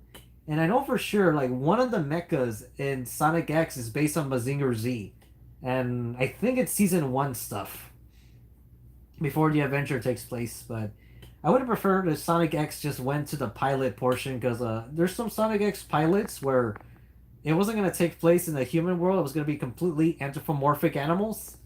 And right there you get like Nazo or Nasal. I think the Japanese would be Nazo, where you get that mysterious hedgehog villain character that never came out, never came out into anything.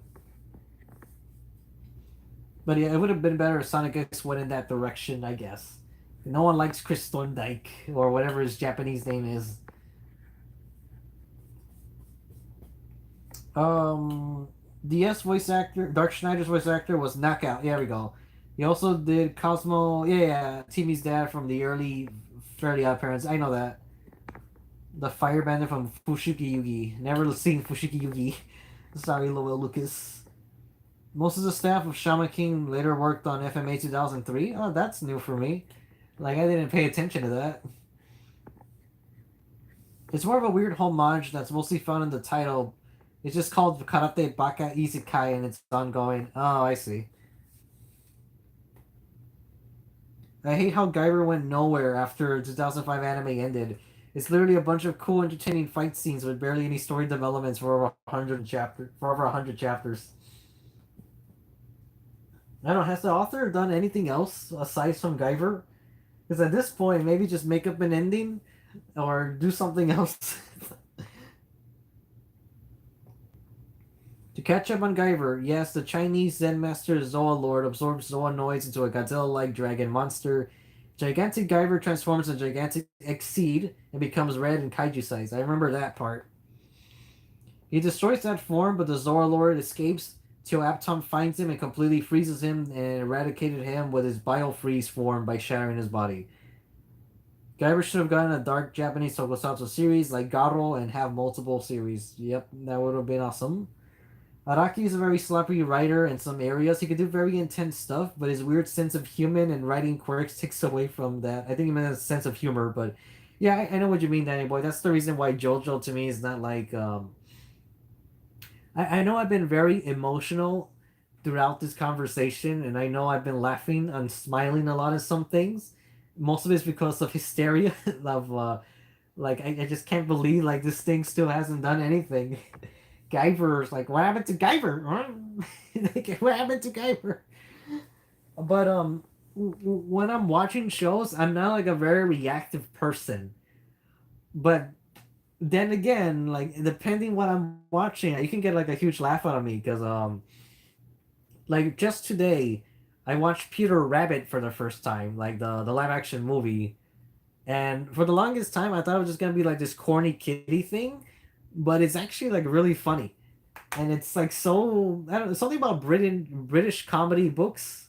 British books, I'm not sure whether it's really a children's book or like an older boy book. I don't know what it is, but like British literature of that type of stories just seem to be like very witty and very like a little morbid at times because Paddington's another one that's like in that same vein, but because Peter Rabbit, like one of the early scenes, like an old man dies of a heart attack, and Peter's reaction to that, like oh, you went to the garden, you could have been killed. Oh, somebody did. It's like one of the most morbid line deliveries I ever seen.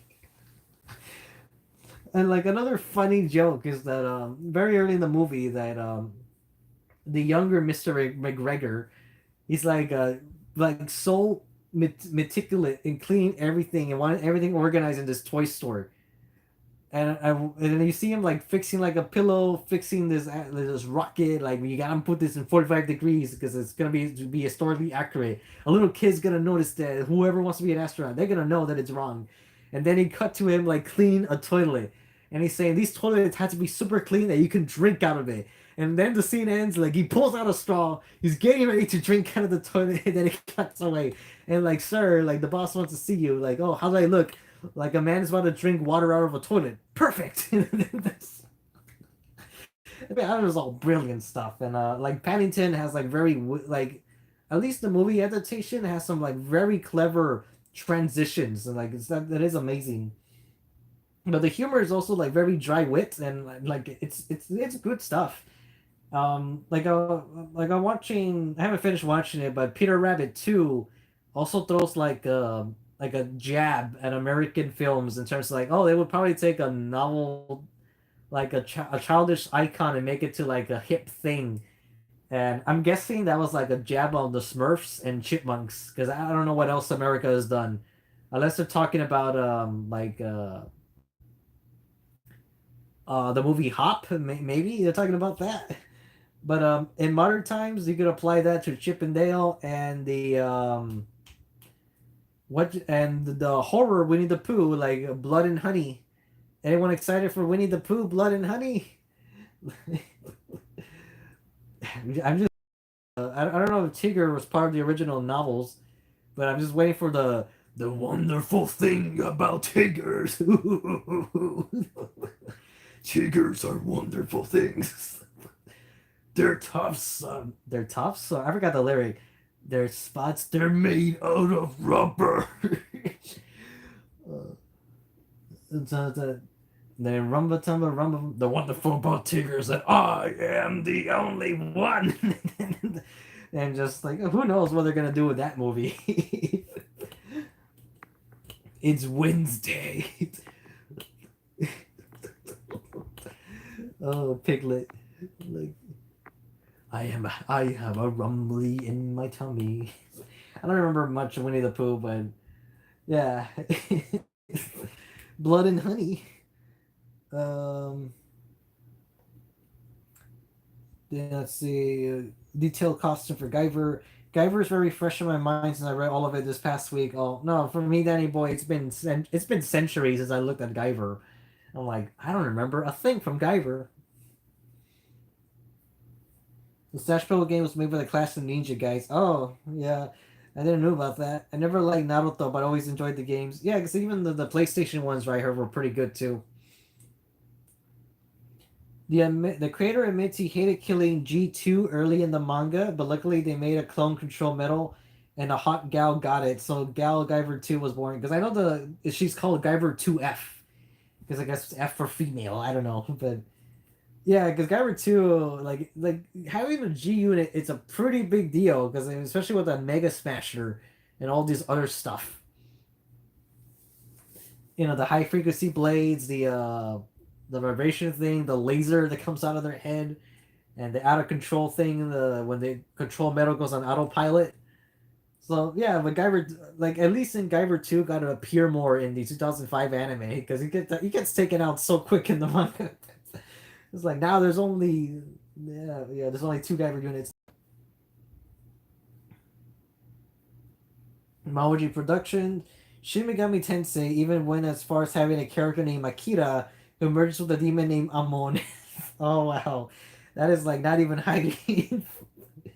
My OC is called Akira, and he's like, there's this demon called Amon or Amon or Ammon, whichever's correct. Oh, Araki basically meanders around for too long and doesn't get to the more interesting aspects until the very end. Yeah, I know, because Araki is like a very on the spot, go with the flow type of guy. Because Itagaki is the same way with Baki. Because I guess it's worse with Baki because there are times where you'll dedicate so much time to a character who's not gonna matter at all in the long run. Because I remember in the first Baki manga, there's this one guy that's supposed to challenge Baki, but then he gets taken out by the cord cutter. I can't remember his name, like Koshu, something like that. It's with a K. He gets taken out by him or the other guy that's his brother. One or the other. But basically, like, we spent so much chapters on that guy. Like, oh, he's not even gonna fight. Like, he's not even gonna be fighting. And later on, you get Yujiro's, like, student. Doesn't go anywhere. He gets beaten by Doppo Orochi, I think. Muhammad Ali Jr. goes nowhere. One of the worst arcs in Baki history because it's so mean spirited. It doesn't do anything. Even the Unchained arc with that pirate doesn't go anywhere. Like we spend so much time hyping the pirate up because the thing is, they said the pirate was on par with Yujiro and Olivia because the satellites have to keep track of his movements at all times, man. But like he was not even that threatening. Should have put that on Pickle when he came out, but that didn't happen. Uh, that's unfortunate for those who actually had hope for part 8. I'm guessing you mean for Jojo Leon? It gets really good when it gets to the end, but then it just ends. It was before Guyver 2. Scroll down. So what shows have you been watching? Also, how you been doing? Chaos. No, that's not it. Chaos Ick in 1999-81. Let's see. Danny Boy. Oh no. Okay. Lua Lucas Jr. is leaving. Good night. Guyver out. I'll get back to you, Chaosic or Chowsic or like I'm sorry. No, that is Chow. Yeah, that is Chowsic. By the way, here I've watched Saint Seiya Lost Canvas. I hear it's really good and even better than the original. I want to check it out after I finish Flame of Recca. Getting like to quickly answer your question, Danny boy. I tried watching Lost Canvas. I've seen like 13 episodes, but what really turns me off is the sound. Like similar to 4 Kids, it doesn't have that problem. Well, it sort of does. It's not as annoying as 4 Kids because it's probably done anime. But the thing is, the person who does the soundtrack his music sounds the same in every anime he's worked in. His name is Karo Iwata, I think that's his name. But he did the soundtrack for The Gray Man, and once you listen to The Gray Man soundtrack, you listen to his entire library because in every other anime, his soundtrack sounds like The Gray Man, whether it's before or after the show. Because the Kashano VA also has a he also worked on that, and there's some music that sounds The Gray Man in there, and that was like in the '90s. The Gray Man was in the 2000s, and Lost Canvas was like 2008 ish. He's worked on other anime like Princess Tutu, Samurai 7. When I forgot what else, but everything I heard of him in sounds exactly like the same music, like slightly variations between them. And that is the reason why I couldn't stomach watching like Lost Canvas because I was completely distracted by that soundtrack. Like it should add something else because a lot of the cliffhangers for the eye catch for every half of the episode has that drum snare. Like it's always like that weird. Well, actually, it's not a drum. It's like a trumpet or something. I don't know. It's an instrument of some sort. And whenever that instrument plays, he does that same note in The Gray Man and a bunch of other anime where when it comes to the eye catch, like it's gonna go to commercial break, then dun, dun, and it's like it annoys me so much. And that is one of the few animes that I can't with it, or I'm gonna have to like stomach watching that because I wanted to have a different soundtrack.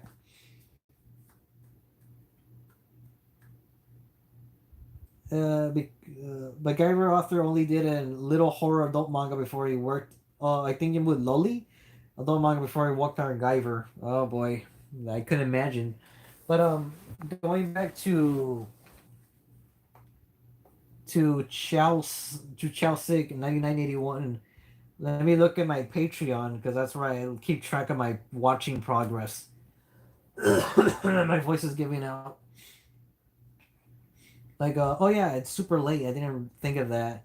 Yeah, because for me, it's very gonna be 2 in the morning, but for you guys, it's gonna be like 3 a.m. Have you read Tenkaichi? Yes, I have. YouTube user. Yeah, that's a very plain name. I haven't finished it, but I did finish the Konoichi fight. Admittedly, she was the driving force for me to read it, because like she really had like this really detailed muscles. I was like, wow, that is like to be honest, like that's probably the most muscular female character I've seen in anything. Well, not in real life, but in terms of manga, because I never seen anyone draw a girl like that. Like, there's even pictures of She-Hulk that aren't like as buff as her. Like that Konoichi from that Iga clan. I think she was from the Iga. I don't think it was Koga, but like I mentioned this earlier, but her legs they're super ripped, but to the point that resemble like a horse leg. So I was kind of like really fascinated by that, thinking like I was a little inspired because I don't draw like that, and I was kind of like very impressed the way he drew the physiques, and also impressed by the story, by the little backstories it gave to everybody. But it basically feels like a fighting game roster, but with very good like character backgrounds. Why am I on Twitter? I meant to go on Patreon. Ugh. Let me look at my posts and going back to the live stream. I'll probably end this in like about 20 minutes or so. Uh,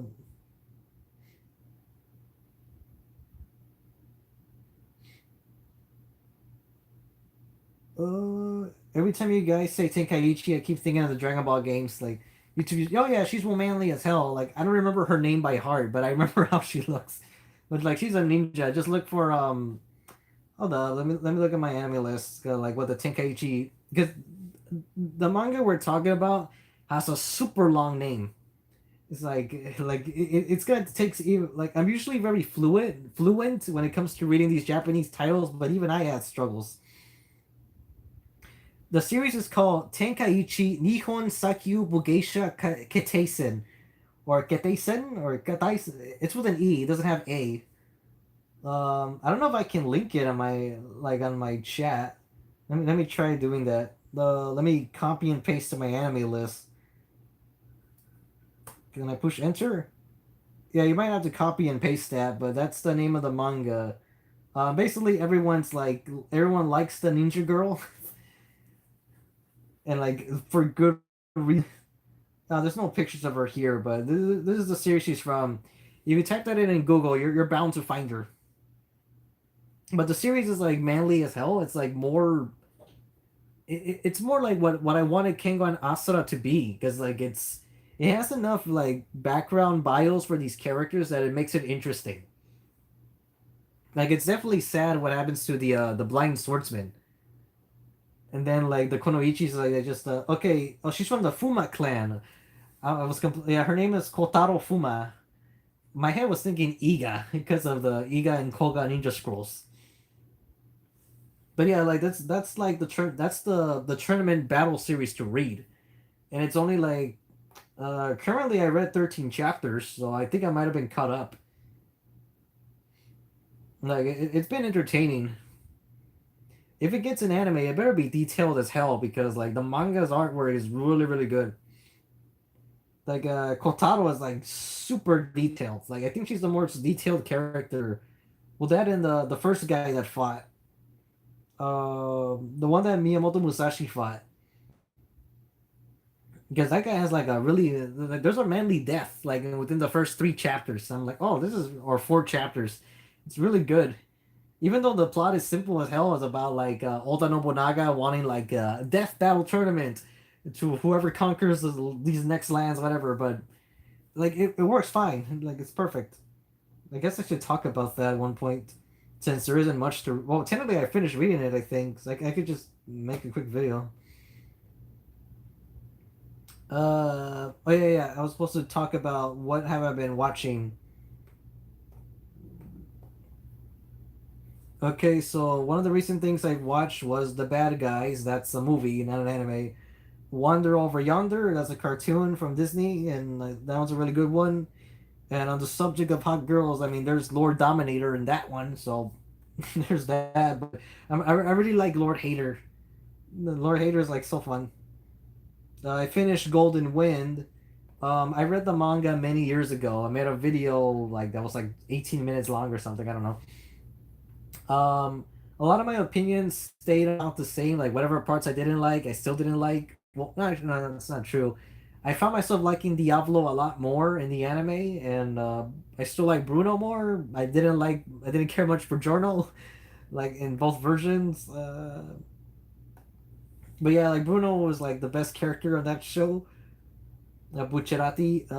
I recently watched the Pokemon the first movie, but in Japanese. I seen it in English in theaters when it was new, so it was a big deal for me to see Pokemon the first movie on the big screen because like that was the first appearance of Pikachu, and I'm like, what Pokemon is that? Like, what is this pink Pokemon's next to them? Yeah, that was a Snubble.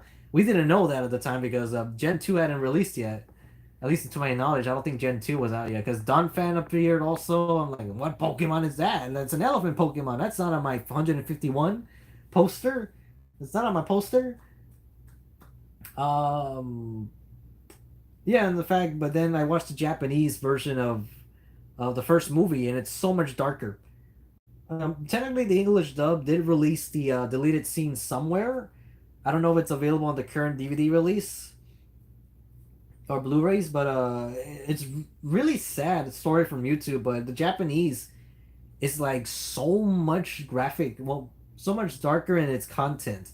Because the moment Mewtwo is born, he's actually wondering who asked for me to be born. Are you my parents? And like, no. Like, did God create me? Like, oh, like, oh no. Why? He's asking all these existential questions. And, like, he's kind of wondering, well, like, what's my purpose? Like, I don't want to be just like I want someone to want me. And then he doesn't hate humanity, and then yeah. So watch the movie in Japanese; it's so much more better. Although actually the English dub for the first movie actually makes more sense in some areas because the Pokemon tears about when Ash dies and gets revived. It's only mentioned in the English dub like what Pokemon tears could do. That's not in the Japanese, but the other thing the English dub does better than the Japanese is that Mewtwo's storm that he creates was actually going to wipe out the entire planet's inhabitants. That's not in the Japanese. Although in the Japanese, like he really, really hates humans, and the Japanese makes it clearer that he's willing to kill Pokemon too, because all these Pokemon that are with trainers, they're domesticated, like they've been like pampered and like brainwashed to it. And that's what he thinks. So Mewtwo rather like make clones of them, and then the reason why they're fighting at the end with no powers is to prove that the clones are superior because what other way to justify their existence by like a brawl? Also because Mew, in the very beginning of the movie, they mentioned that Mew could be a god or a devil because Mew can bring like it restore nature, but it could also bring like tidal waves or some storms, and which implies with Mewtwo when he controls the storm in the middle of the movie and causes that huge like disaster natural disaster. Yeah, the first movie is like so much better in Japanese. And another thing that I didn't know, I don't know why they did it, but the movie changes the soundtrack for some weird reason because some of the music does stand out a bit more in the English because the Japanese the Pokemon Gen 1 anime uses the same Japanese soundtrack. So it's the same there, but for some reason in the movie they changed it. No idea why, even though the movie uses just the same tracks as the anime. But yeah, like Mewtwo is like a very tragic character, like in the more tragic in the Japanese. I should specify that. But yeah, that's the best way to watch that movie. What else have I looked at?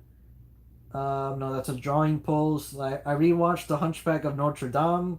It's as darker. It's as dark as I remember. It's as sad as I remember. So, I saw the sequel, and it's actually like pretty decent. Like it's well written. That's the best way I can describe The Hunchback 2. Even though it's a direct to home video movie, the animation looks cheaper, but the story makes sense. Like there is a good plot, there is a good dynamic of trust and betrayal. It's good. It's a good sequel compared to the other Disney ones which didn't go anywhere. What else have I looked at? I recently watched Starship Troopers for the first time. As a kid, I only seen like pieces of the movie. I never knew that it was like there was like a satire because it was from Paul Verhoeven, who made my favorite movie, RoboCop. So I was like, oh, I see that now. I thought it was just like Blue Gender, but no, it's something else. Finished Pokemon Sun and Moon. We talked about that. I made a post about the video that I want to make, and I made that post since April 12th. So on April 12th, I had that thing recorded, and I still haven't finished it. So by May 12th, I should have finished the video by now. This is embarrassing. I know for sure I'm not gonna get it done by June 12th. I don't think so. But yeah, I gotta work on that video. Sonic the Hedgehog 2 was the last thing I saw. I've been watching Yu-Gi-Oh! 5Ds. I mentioned that earlier. That Yu-Gi-Oh! 5Ds is like really, really good. It's pretty dark. Oh wow, I just barely noticed something from the Sonic 2 poster. I just barely noticed that Tails' hair is part of the C of Sonic. That is his hair, right? Yeah, I think it's supposed to be his hair. Or is that Sonic's hair? No, actually, that could just be Sonic's hair for all I know. Anyways, but Yu-Gi-Oh! 5Ds is like a pretty dark show. Like, there's some god monsters that need to have human sacrifices to be summoned. And a lot of casualties just happen. Like, hundreds of people die every time these Nazca-like monsters are summoned. It's like, it's really good stuff. And then, like, Aki's character, like, the main girl, it's like pretty tragic, like, character. She's like Phoenix. She's a little bit like Carrie from Carrie, that horror film. So it's pretty good. You say is more like Joe Yabuki than Megalobox. Same thing goes for Jack Atlas. He's a better rival than Yuri. The Yu-Gi-Oh! 5Ds is more like us and the Joe than Megalobox. I'm losing my voice here. I made a post of the Fist of the North Star live action movie because I rewatched it after so many years. It's as bad as I remember. Yeah, this I took a lot of screenshots because I there was some stuff that I didn't remember, like zombie Ryuken. I didn't remember that. Like Lin being possessed by Ryuken. I didn't remember that either. It's just a movie that I'm like, oh god, there's so much wrong with this. Like one of my favorite quotes that I from that movie is "Smells like peaches, sounds like peaches, it is peaches." It's so dumb. I read a comic called Mouse. Like it's the one about the Nazi prisoner camp victims. It's when like everyone's drawn like mouses and the Nazis are cats. But it's a really good book, and I was kind of shocked that this movie that the book was getting banned in places because of of that content. I'm like, but it's important. So, like it's a sad story. It's a real story too, also because it's based on because it's based on like about the author is Art Spiegelman and it's based on his life and his father. His father's the one. His parents are the ones that lived through that Nazi concentration camps. Some horrifying stuff, really. And I actually had to look into this book because one of the villains that I want to write is our military scientists. So I had to look at something real in order to like figure out how. Because one of the inspirations for me was Star Trek for the military villains, but I had to like look at a real source also. I'm getting my earphones tangled. Um, I rewatched Goku Midnight Eye. Like Goku has like the coolest car in anime ever, and it gets destroyed so easily, and I hate that. But the OVA could have been a show. It could have been like a recurring TV special thing, but it just like gave out so quickly. And the manga, like there was supposed to be an episode 3 for Goku Midnight Eye, but it never happened. And the last 2 or 3 chapters of the manga weren't exactly that interesting. It's like a really short manga too. Another movie that I watched was Enemy Mine, a sci-fi film that I found out through Red Letter Media, and it's a good one, a good like survival tale of like two opposing enemies like stuck on marooned on a planet, so and how they bond and become like friends. What else have I seen? I seen the Monster Squad for the first time because for the longest time I couldn't find that movie anywhere. It was just like not working. Like I even looked on a website, the website would crash on that movie file, and then I saw it recently, and I was like, oh, I really like this horror movie. But unfortunately, it was mostly people's childhood horror films, but not for me. It wasn't. I had to watch it a lot later. Yeah, I think the last thing that I watched was Pokemon and Moon, Golden Wind, and currently Yu-Gi-Oh! 5Ds. In terms of manga, it was the Tenkaichi that I mentioned. A little bit of Sora Yori Takaku because I read the Otokujuku portions and a little bit afterwards, but right now I'm just like waiting to see if Yomi comes back. But Sora Yori Takaku is like hard to talk about because it's so dirty. It's like really really dirty. Like from chapter 1, it's like oh man, this is gonna turn off a lot of people. I've been watching some Pokemon movies. I haven't seen all of them yet. Like The Power of Us and Secrets of the Jungle are really good movies. Like those you need to watch because like those things are like some of the best Pokemon things I ever looked at. And you could just watch the dubs for those. Like they're fine. They're great. Because The Power of Us is like it doesn't really need to be about Ash at all, and I like that. And there's like so many things going on with these other people. It's like a very drama piece with Pokemon in it. And Secrets of the Jungle, it's like Tarzan, but like or like the but done really well. Oh yeah, the other anime that I finished for the first time ever back in February was Silver Fang. Like I finally saw Silver Fang with the horrible subs. Well, decent subs, I guess, because it's not completely awful. I could understand what's going on. And Kabuto is like this monster bear. Like that thing just won't die. And then I am shocked at how violent it got, but how over the top it is. Like the ninja dogs is where I lost my stuff. And when Sniper, like the Doberman, like when his servant comes out to him like Sniper Sama, then Sniper jumps from a freaking tree and he kills the dog. Like I'm called Sniper because I never miss. Yeah, but there's like one dog. I forgot his name, but the main dog from that gang is like there's like no explanation how he's alive in some scenes and how he's like how did you what how did you survive? Um, Another video I wanted to talk about was Adam Chaplin because I want to bring up like some Visions of North Star stuff with it, but unfortunately the DVD that I bought doesn't have any bonus features, and I'm wondering like if anyone here has the Adam Chaplin Blu-ray or another DVD copy, do you know like if it mentions Fist of the North Star whatsoever? Because if not, I'm gonna have to like go to their website and like import like an Italian like one of their DVDs, one of their Blu-rays, and see if it has anything in there. Or should I just bite the bullet and make the video anyways, even though like even if I skip some crucial information. Pokemon Origins is another thing I barely watched this year. Like people like lost their like when that was new. I just never got around to it, and I just barely got like in a Pokemon craze because I started playing some Pokemon games again. And Pokemon Origins is really good. Like I really wish like it was a full on series, but yeah, that Pokemon Origins is a complete nostalgia trip, especially for like Gen Oneers like me. Like okay, Gen Oneer. I read Fist of the Blue Sky Regenesis.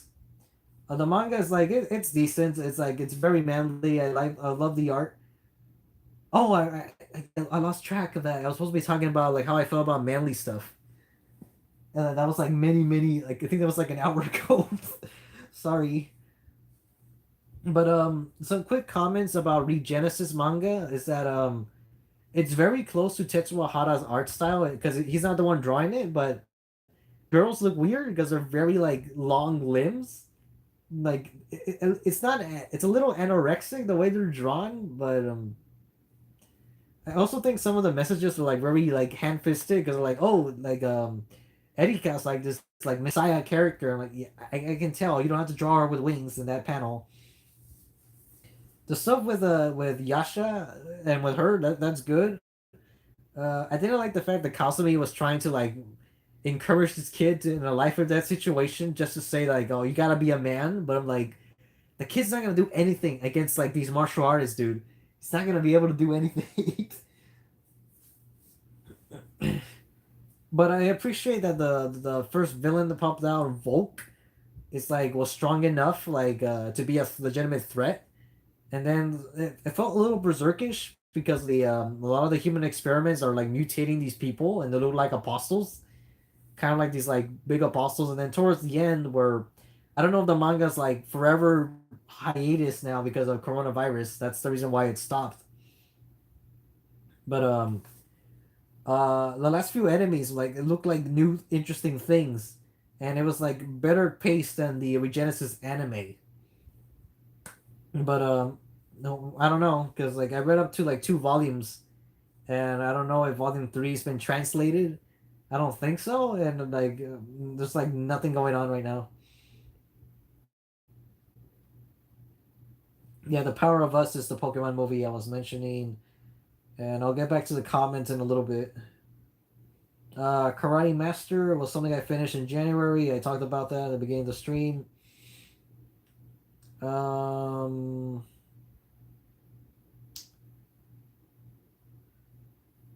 I think that's it.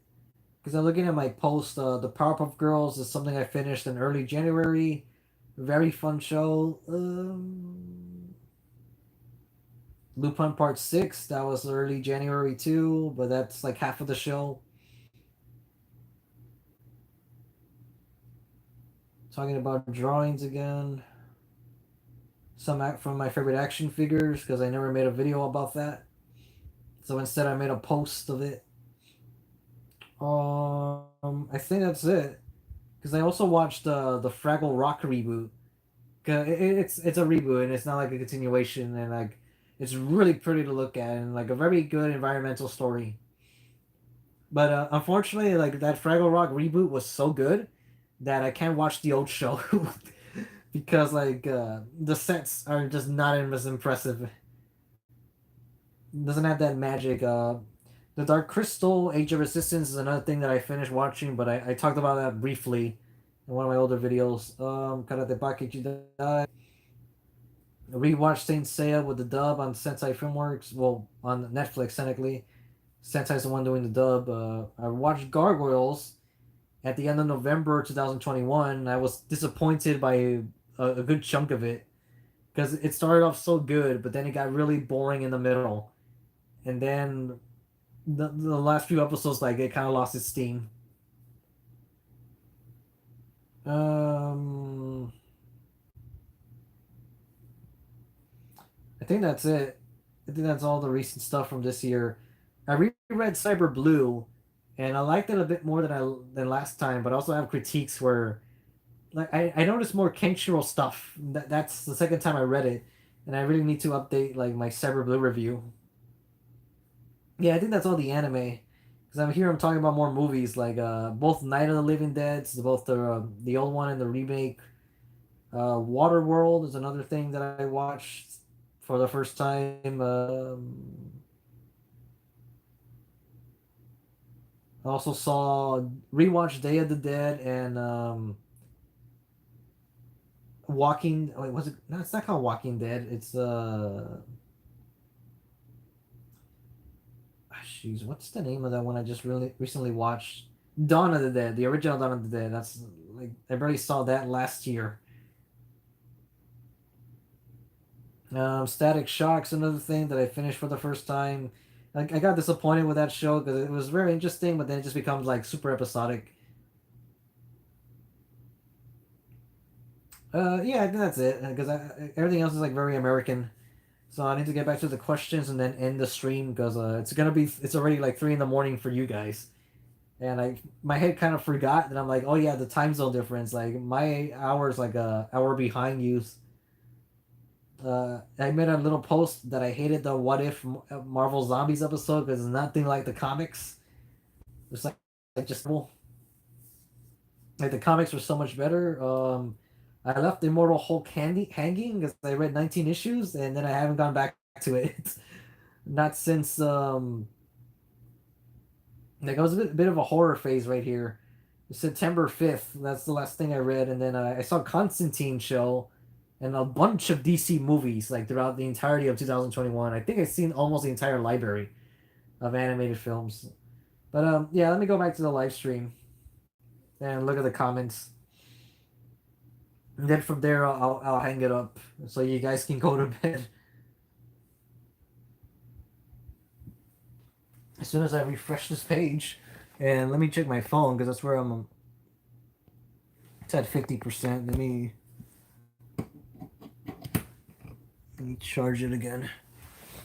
Okay. Then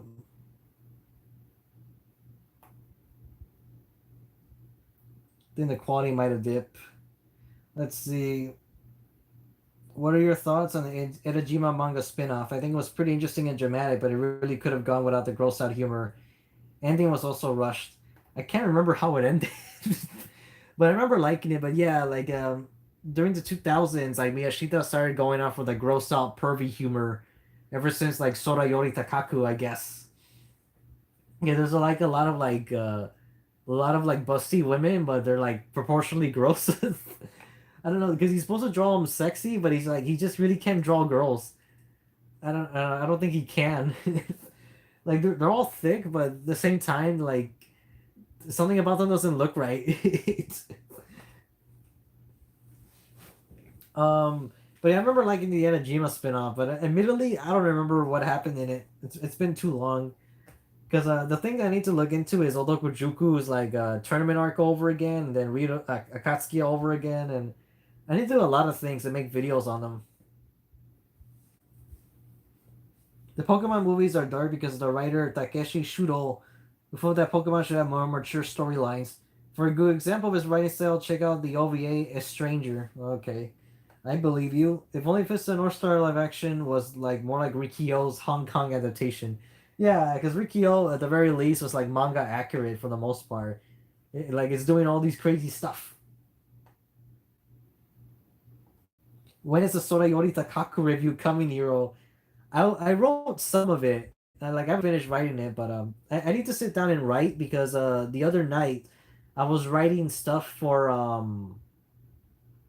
my own story, and tomorrow hopefully like one of my friends would actually like read it and like critique me to see if this is actually any good, because I wrote a lot of dialogue, and I don't know if this dialogue is super heavy exposition because I hate doing that, because I need someone else's perspective on it, because I don't know if I'm writing too much. I don't know if I'm writing too fast. I don't know if this is believable in this conversation. I don't know if it's interesting, and I don't know if it comes off as like super over the top or like very cliche anything. So I don't know. Maybe I'll try to do like some smaller videos until I can get the Fist of North Star video out, because that's what I should be doing instead of like looking at news. And I had to do the drawing stuff because that was for me, and like because that's something that's gonna happen more often, to be honest. Where I do more drawings, and like eventually you're gonna see like an actual chapter on YouTube. YouTube user, you know the figure company Spicy? They make Kinnikuman Command and Hope to No Can figures, but they sell pretty quick. No, I'm not familiar with them. Let me check what they make. Spicy, because I'm assuming those are like the little statues. Yeah, yeah, those are like the detailed statues, or are they really tiny? I'm guessing they're big because they look like really detailed.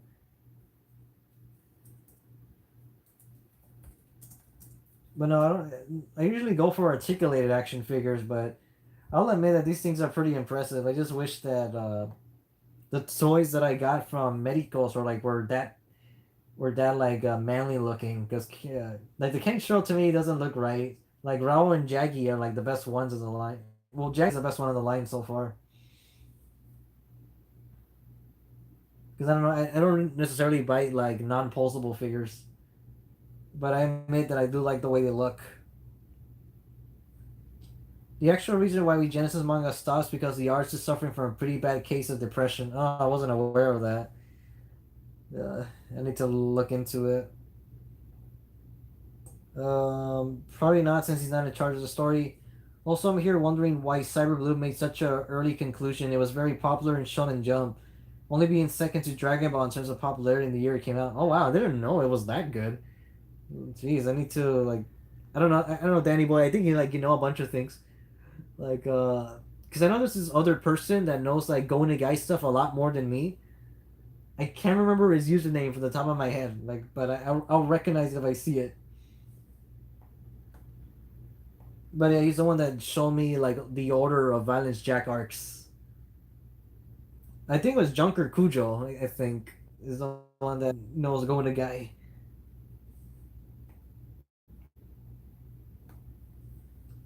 I think that's everything, and then Hara proceeded to make Hara no Keiji, which is also pretty long.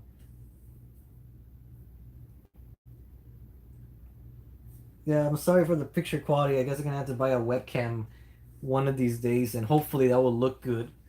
Because for some reason, like whenever I stream on my phone, and oh, actually, I think I know the problem. I forgot to experiment, because I think the problem is because I'm using the selfie mode, and maybe that's why it looks like bad when I should be using the other camera lens. I guess I'll experiment next time on whenever the next live stream is, because hopefully I could probably do this on a weekly basis. Maybe on like on the weekends, maybe. But yeah, last call for the next 2 minutes, because after that I'm gonna hang this up. Then you guys can go to bed or like eat some late night snack. I don't know, because I might eat some waffles before I go, and maybe drink some tea. Because I had to start drinking tea with I forgot what it was now. It was like lemon with, it's a certain spice. I forgot the name of it, but I needed that in order to clear up my throat. Yeah, I'm more of the posable figure guy, YouTube user, because a lot of my toys are. It's gonna look really bad, and once I turn the camera, it's gonna like pixelate. But as you can see there, all the toys I have are like articulated. Like I've already got that Wolverine just today. But yeah, I have a bunch of stuff, but Admittedly, I don't really mess around with them. I'm more of a shelf displayer. Like I do move for photos. Like when I try to review them. Yeah, like I'm looking on my YouTube screen. The quality's pretty bad.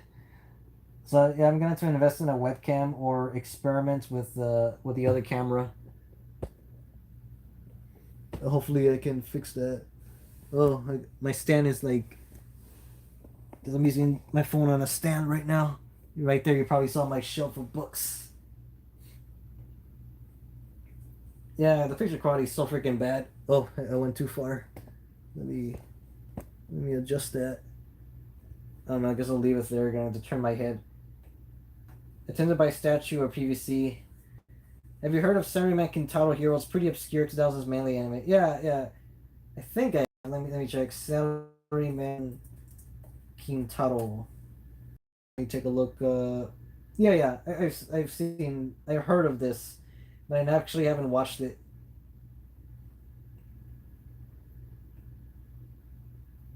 Oh, it's from the same person because I'm seeing like the Ore no Sora guy also next to him, like in some pictures.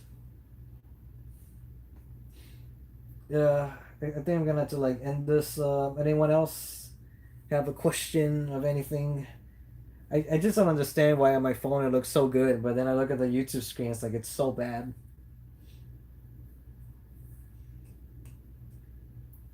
Yeah. Anything else? Good. I was gonna say that you were. Anyone else? Everybody. Gonna give it like another minute. Let's see. Yaore no Sara, Otoko Ipiki, and Sarimaki Taro are all by the same artist. The same guy. Ugh, I think I'm like leaning down. I should be like keeping my back straight.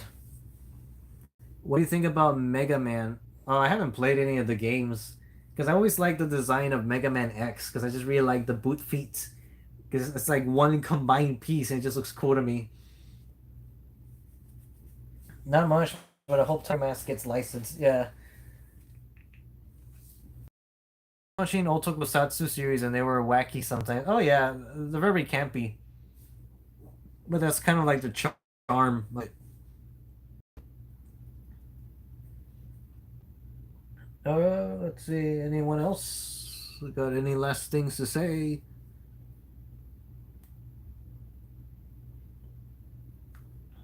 Waiting.